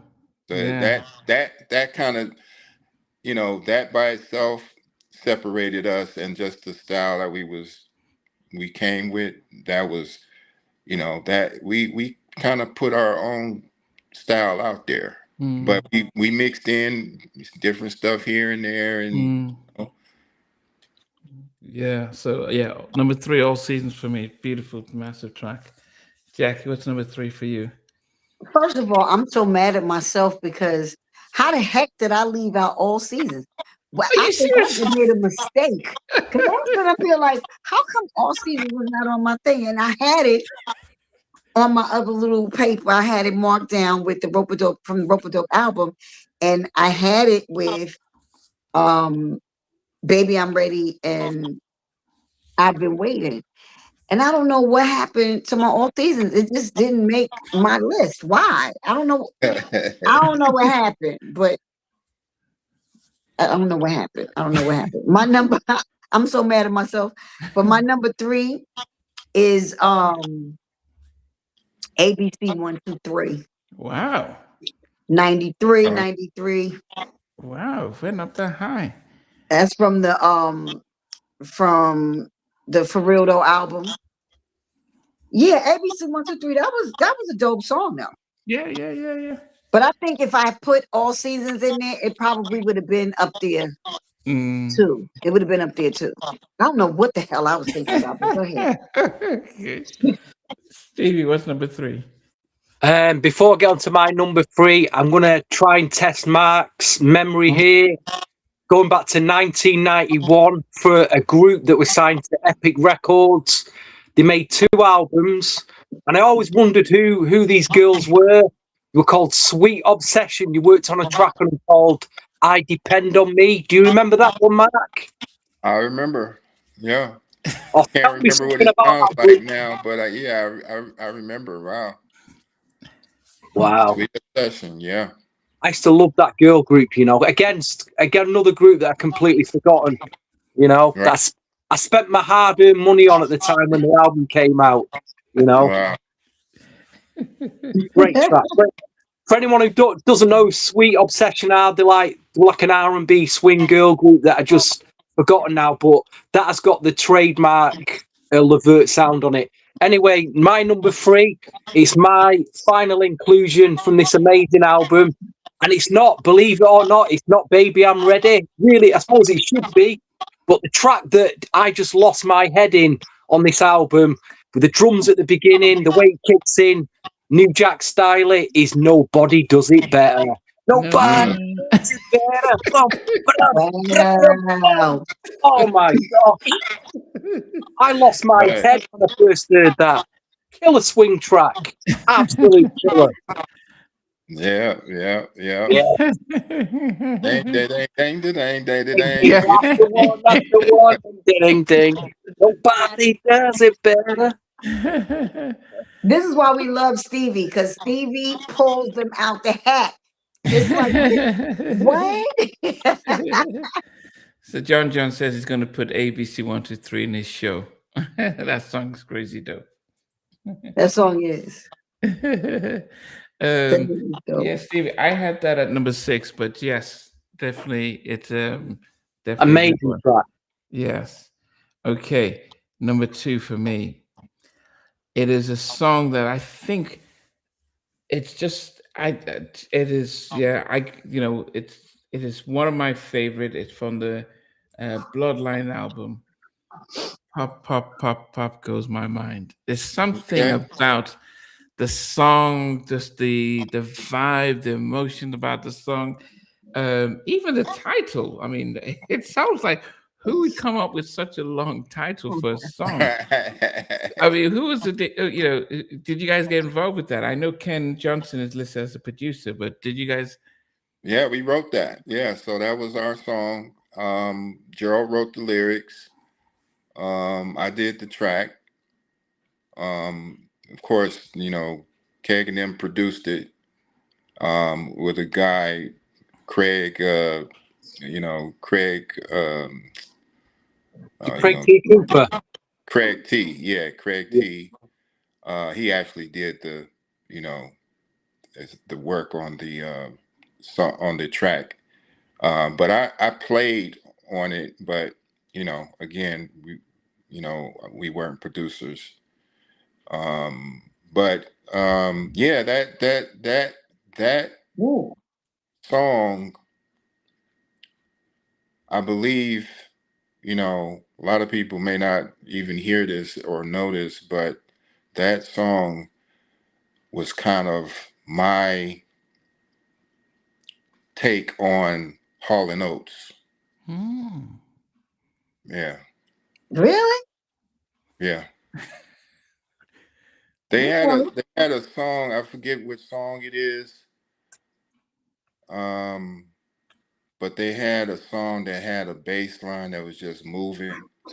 So I kind of I had the vibe in mind with that, and I kind of vibed it out with the boom boom boom boom boom boom. That was just it was just constant movement. And what's crazy is a lot of hip hop rappers or producers, they would always compliment that bass line. It was like, yo, that bass, yo.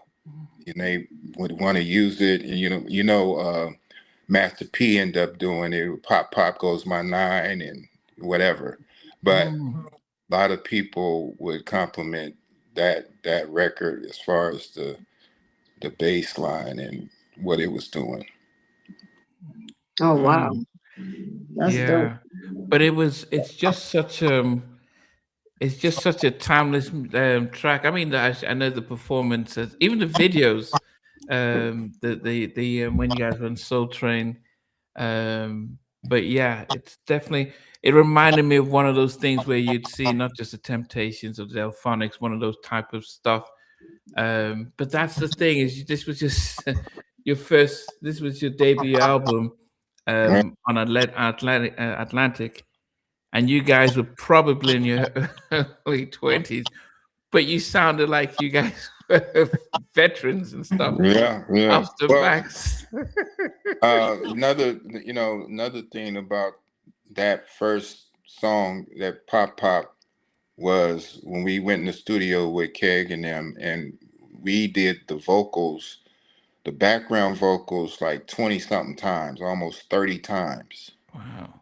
So that vocal was done over and over and over and over, like 30 times stacked on each other. Okay. So that's why it sounds like it do, because the background vocals was,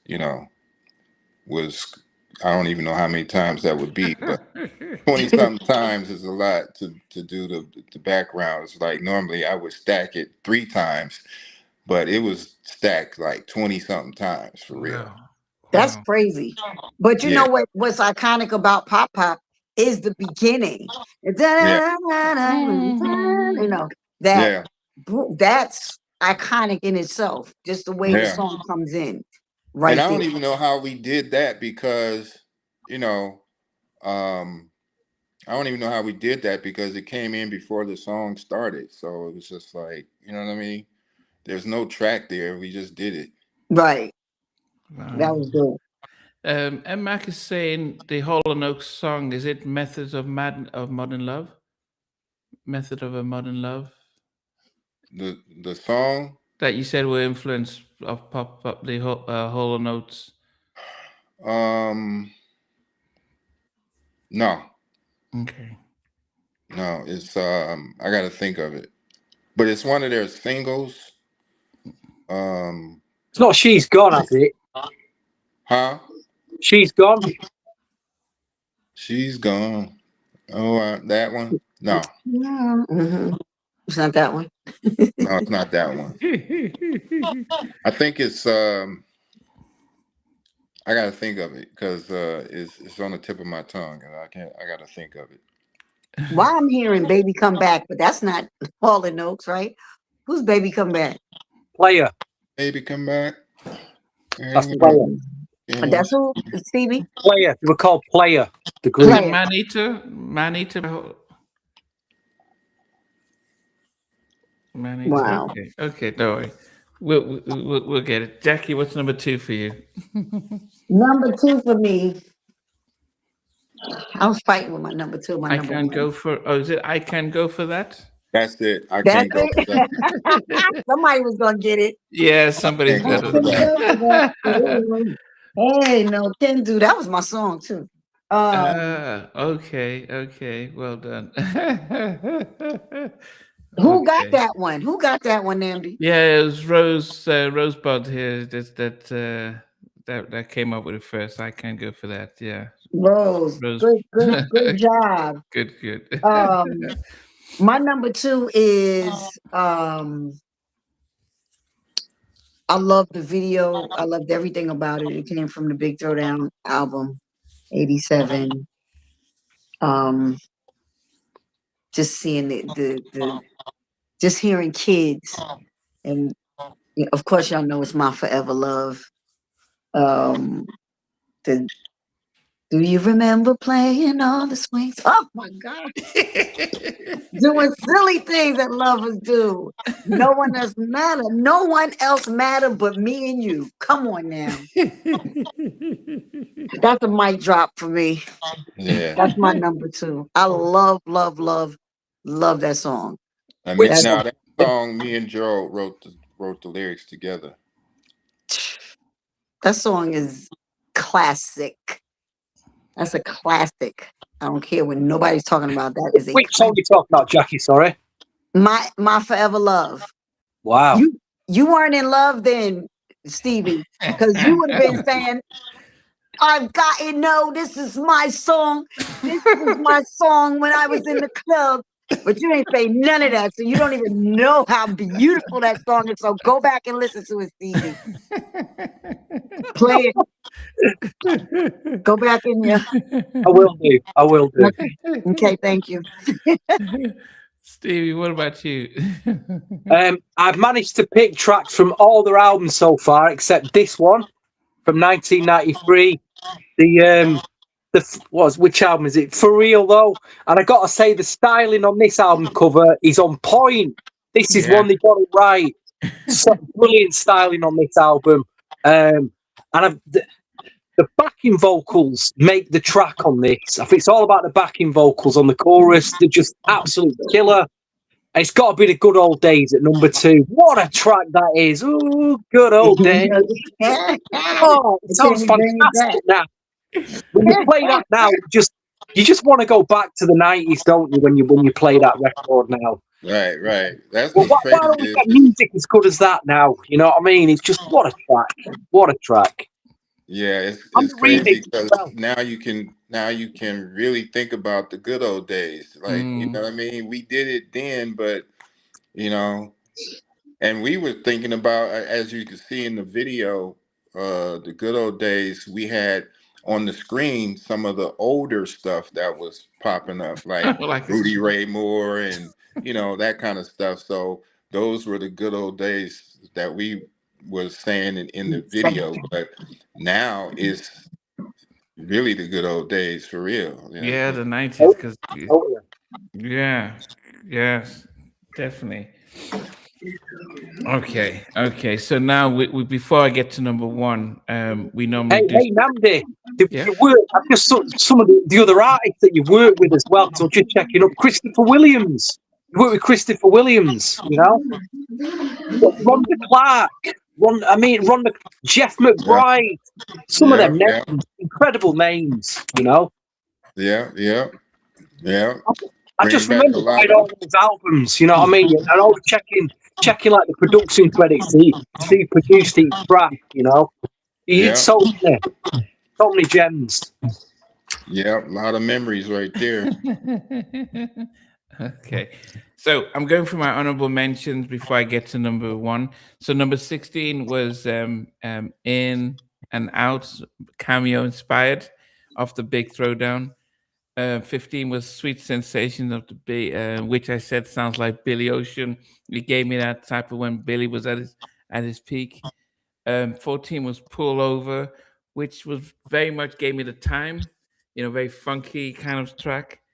Um, Number 13, My Place, Your Place. Okay. For real, yeah, that's a good number 13. Number 12 is Love the Way You Love Me. That was that to me was a crossover that the album, the label missed the opportunity to really make that a crossover.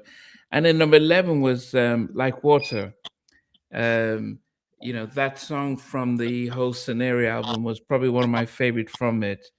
And it just got edged out to in the top 10. So number 10 was ABC 123. Number 9 is I've Been Waiting. Oh, look. Number 8, Absolutely Positive. Number 7 is Addicted to You. Number 6 was Nobody Does It Better, featuring Surge. Number 5 is Baby I'm Ready. Number 4 is Just Cooling. 3 is All Seasons. Number 2 is Pop Pop Pop Goes My Mind.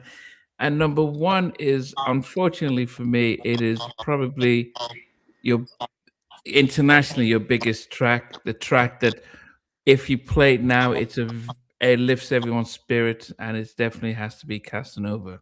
Wow, My favorite LeVert track, because it was wow. the first one I heard.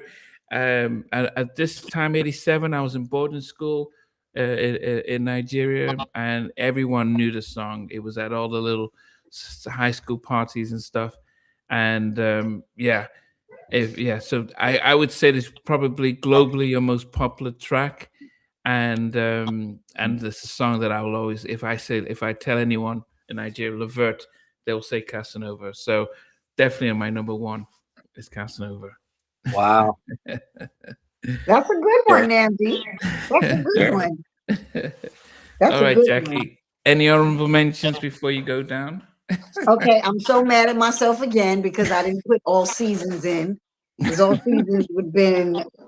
Is it All Seasons or All Season? It's all season. With just the end? No, it's seasons. Seasons, like 4 seasons. Okay. Yeah. That would have been in my top like 3. And I kind of left that out. I don't even know how doing the most. I would have put in I've Been Waiting. I would have put in Start Me Up.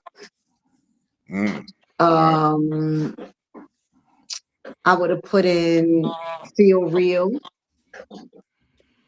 Feel Real reminds me of a Mickey Howard track. And I don't know if did y'all do a Mickey track that sounds like it reminded me of something Mickey had. On one of the albums. No, I don't think so, but yeah. That it was Feel Real. Yeah, that's a good I like Feel Real. But other than that, I have other little songs that I was like, I like the little yo-yo joint. I like some of the hip hop stuff, but for me, y'all have always been my go-to ballad, romance group.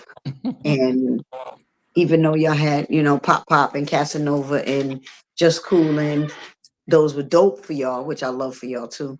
But y'all had really, really, really great ballads. So going from my number 10 to my number 1, my number 10 is Let's Get Romantic. My number 9 was Smiling. My number 8 was Good Old Days. My number 7 was Just Coolin'. My number 6 was Love the Way You Love Me. My number 5, Casanova. My number 4, Pop Pop. My number 3, ABC 123. My number 2, My Forever Love. So y'all should probably be able to figure out my number 1, which is Baby I'm Ready. Give you all of my love. Oh my gosh. That song, I don't care where you are. That song comes on, it's going to move the crowd. The crowd is going to go nuts. You know, I don't know about no crossover crowd and all that other nonsense. I just know about the crowd that I know. And that's our brown people that love R&B. And you put on Baby I'm Ready, you're going to see Auntie and them's and the grandmama and them's and all of them cut a fool. The alcohol gonna come out. They're gonna have a little drink in their hand. They're gonna be messing with all the. They're gonna turn into cougars and gonna mess with all the little boys at the party. Talking about Baby, I'm Ready. So that's my number one. That is, I mean, you know, for me, Mark, y'all have always been family for sure, and y'all are legendary. Period. You know, and it's sad that Gerald and Sean are not here, like you said, to look back at the 40 years, but you know, you are still here, and you can appreciate everything that you know you've done and y'all did together as you know a group and as family. So you know, we our hats go off to you, our everything go off to you, Definitely. and you know. Cause you my friend too, you know. People don't know that. That's one of my good friends. That's my dog right there. Yeah. So well done, Jackie. All right, Stevie, quickly, what any honorable mentions before you top 10? Yeah, it was the lead-off single from this album, a track called True Dat, featuring Queen Pen and Yo Yo. And obviously, it's kind of an ode to Blackstreet, No Diggity. Maybe the label put pressure on you to maybe sound like that for a single. I'm not sure, but the big single for me. Baby I'm Ready didn't make my top 10. I don't know why, but it is an absolute killer track. It's a killer track. Anyway, from 10 to number 1, 10, Pop, Pop, Pop. Number 9, Casanova. Number 8, Swing My Way. Number 7, Gotta Get the Money. Number 6, All Season. Number 5, Hey Girl. Number 4, Just Coolin. Number 3, Nobody Does It Better. Number 2, Good Old Days. We talk about the King of New Jack Swing on this podcast nearly every single week, and I can relate this particular track that I'm going to pick for my number 1. Teddy Riley in 1992 for me defined his production sound with 2 particular tracks. Tammy Lucas, Is It Good to You? And Bubba, I Like Your Style. The production on those 2 tracks, he changed his sound, and he just defined his New Jack sound with those particular tracks. I thought they were incredible. And I think on this particular track, from this particular album in 1993, I think you defined your own brand of New Jack R&B. It just so sophisticated, such a great like mid to up tempo New Jack track. But on top of that, it's the song. The song is like an absolute killer. Why it was not released as a single, I'll never know. But it's the song I've gone for is She's All That I've Been Looking For. My gosh, absolutely flawless track. What a swing beat track that is. What an R&B track that is. Why was it not a single? Kills me to this day. The production is just insane on that track. You know? I know. I love that everybody has a different, you know, kind of list. So that says something. Everybody, go and listen to that track now. Just go and listen to She's All. Oh my. She's All. Oh yeah. Yeah. What would your number 1 be, Mark? If you had one. Sheesh. I don't know. I don't even know if I could put numbers to it because, like I said, one of my favorites is I've Been Waiting, but hearing all of these songs, I'm just like, man, I'm more confused now. like which ones do I go with? Like I can think of some other ones too that ain't even on the list. But you know, yeah. I think on that, like, you know, on some I would just mention a couple of songs that probably wasn't mentioned. and probably like so on that final record, "Do It Right Here" was, I think that's powerful as far as on a slow jam type of Gerald growl type song. Yes. Yeah. Do It That's Right Here. Yeah, Do It yes. Right Here is Great. one of and I think you mentioned it. I mentioned the other one. What was it? Oh, like water? No, but I like that one too. I like that one too. That one's sweet. Um, you said what? You said one of them. Who, Stevie? Yeah, no, Nambi. Nambi? Yeah. Oh, sorry. Yeah, I thought. No, the big snare from the big. Is it from the big snare? Big Another one. Throwdown. Yeah. Big throw. Oh, the big throwdown. Not in and out, and not love the way you love me, and let me see. Yeah, that was in and out. Sweet sensation. Love the way you love me. Yeah, you Um, mentioned it. It's one of them too. I think that was, that was one that was kind of. I mean, you can say it's a lot of them that probably could. My hope is that I can get the catalog back and republish some of these songs so that they can be accessible um to the public again. You know what I mean? Just not stream. We ain't streaming, so don't look. yeah. Andre asked, what was the relationship between Gerald and R. Kelly? Because I heard Johnny Gill say that R. Kelly was supposed to be an LSG, but R. Kelly turned it down and said he got brought in. I don't know. Okay. I don't know. Okay. I mean, just looking back at the albums, as I said, majority of my songs came from rope-a-dope style. Um, Jackie, which would you say would be your favorite album from all of those ones that you've listened to? Just Coolin. Just Coolin. Big Throwdown. The big throw. I was gonna say the two. I would say Just Coolin and the Big Throwdown. Yeah, that would be my two. If I can pick two, that would be my two. Stevie, what about you? Your favorite? It's not hard. It's these two albums. These two albums. The New Jack era. I've played these to death. Absolutely played them to death. 90s, yes. Yeah, I would say that if I had to pick it, I mean, I said rope style would be the favorite, but I think the Just Cooling album would come in second. With that, and then yourself, Mark, you said Yeah, rope-a-dope style, and I'll probably go with.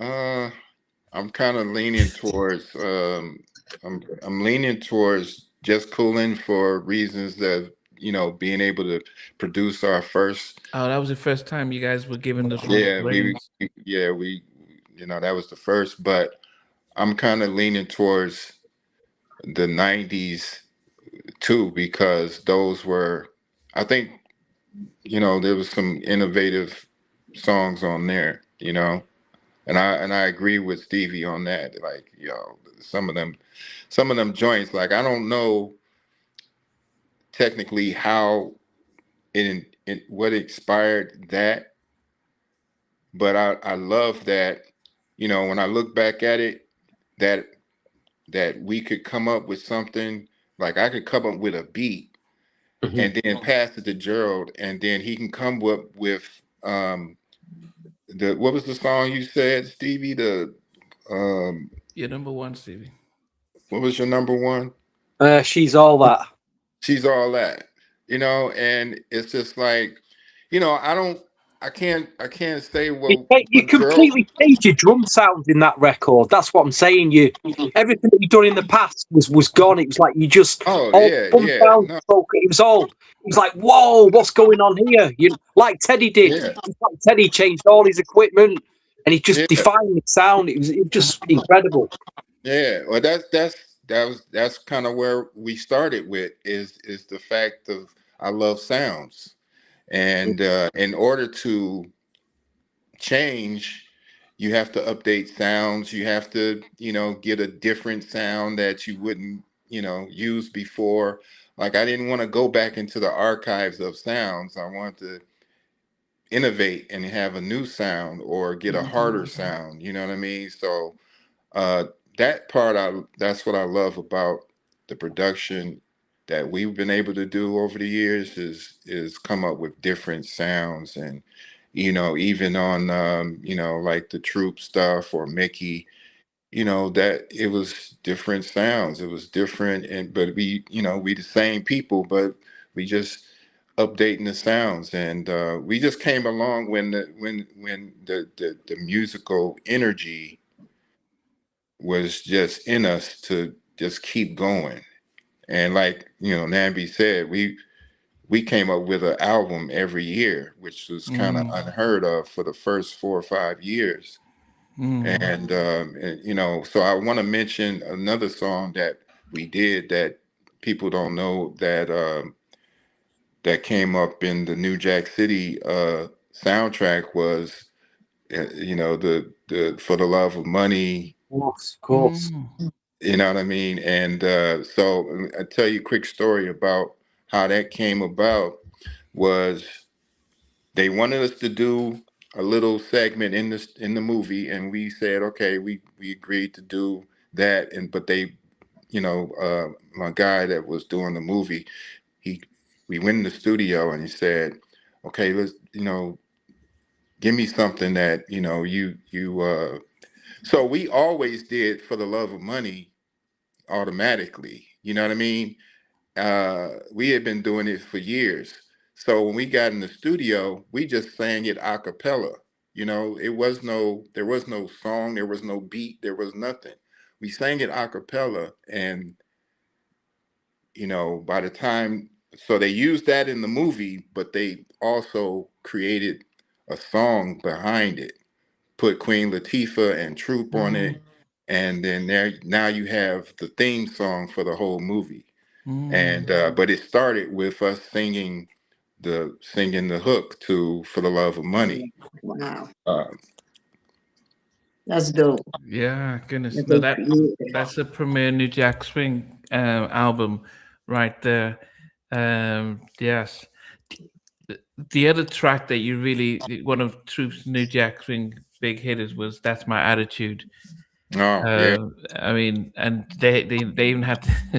What did you make the fact that they didn't? Did they come to you guys to do the remix, or did they? Because I know that they gave Teddy, they had him do remix. But what did you guys think that they didn't let you guys use the original? Oh, I wasn't. I mean, it was no thing to me. We had already done the song. So, but I definitely didn't mind Teddy doing it, and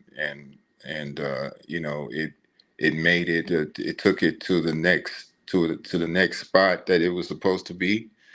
You know. Um, but the elements of it was still there, so I loved it. You know, Yeah, good. I think it was a good combination. So Mhm. That's Wow. my attitude. That's my attitude.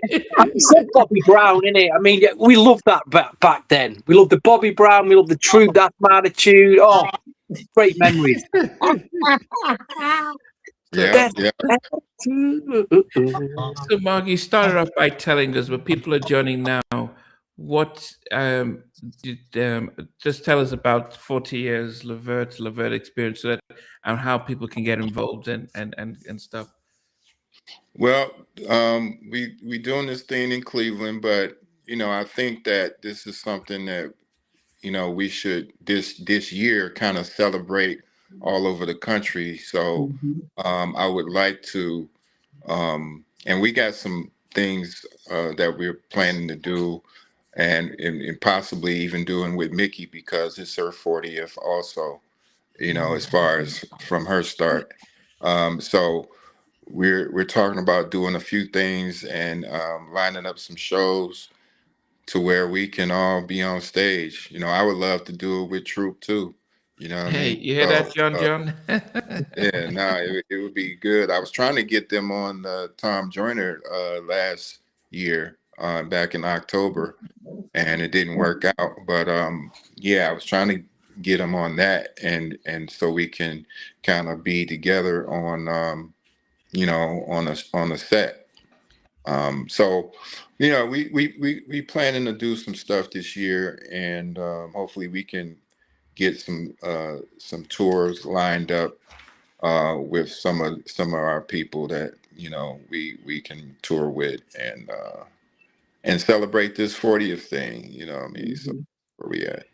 And this is 40 years since the 40 years since the release of Bloodline. Yep. I mean, Since Pop 40 years. man, yeah, Long time, right? definitely. I can't believe that. But we definitely have to appreciate you taking the time, Mark, to come on, to listen to us celebrate the Troop catalog. Sorry, the Troop catalog, the LeVert catalog, and but also giving us some backstories to some of the songs. Um, we've got viewers who are putting stuff in the comments, and we're reading them out as much as we can. So it just shows how much you guys are loved. Um, you know, it's really a sad thing that the two other members of the group aren't around, but the fact that you're still here to carry the torch is amazing, and the fact that even with the Rude Boys and with Men at Large, that's you've been able to form form a trilogy that is really taken and keeping that music alive. But we appreciate this evening. Jackie, any final words? And now Stevie, just to thank Mark and everything. No. I said everything I wanted to say. Mark, no, I'll call him. Stevie, what about you? Just really appreciate you, Mark, coming on. Seriously, I've grown up with you guys and all the stuff that you produced. I went out and spent all my money and all them records, and to have you here now, 30 odd years later, being able to just ask you some questions about them time, it's incredible. It's a real pinch me moment. You know what I mean? Real pinch me moment. So thank you very much, sir. Really appreciate you. Yep. So yeah, so now don't let a record store sell you a promotional copy.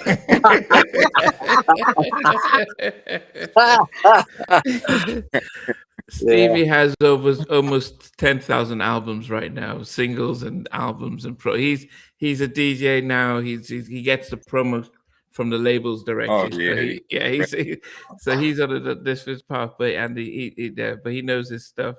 But yeah, he always recounts his early childhood days when he started in the business as well.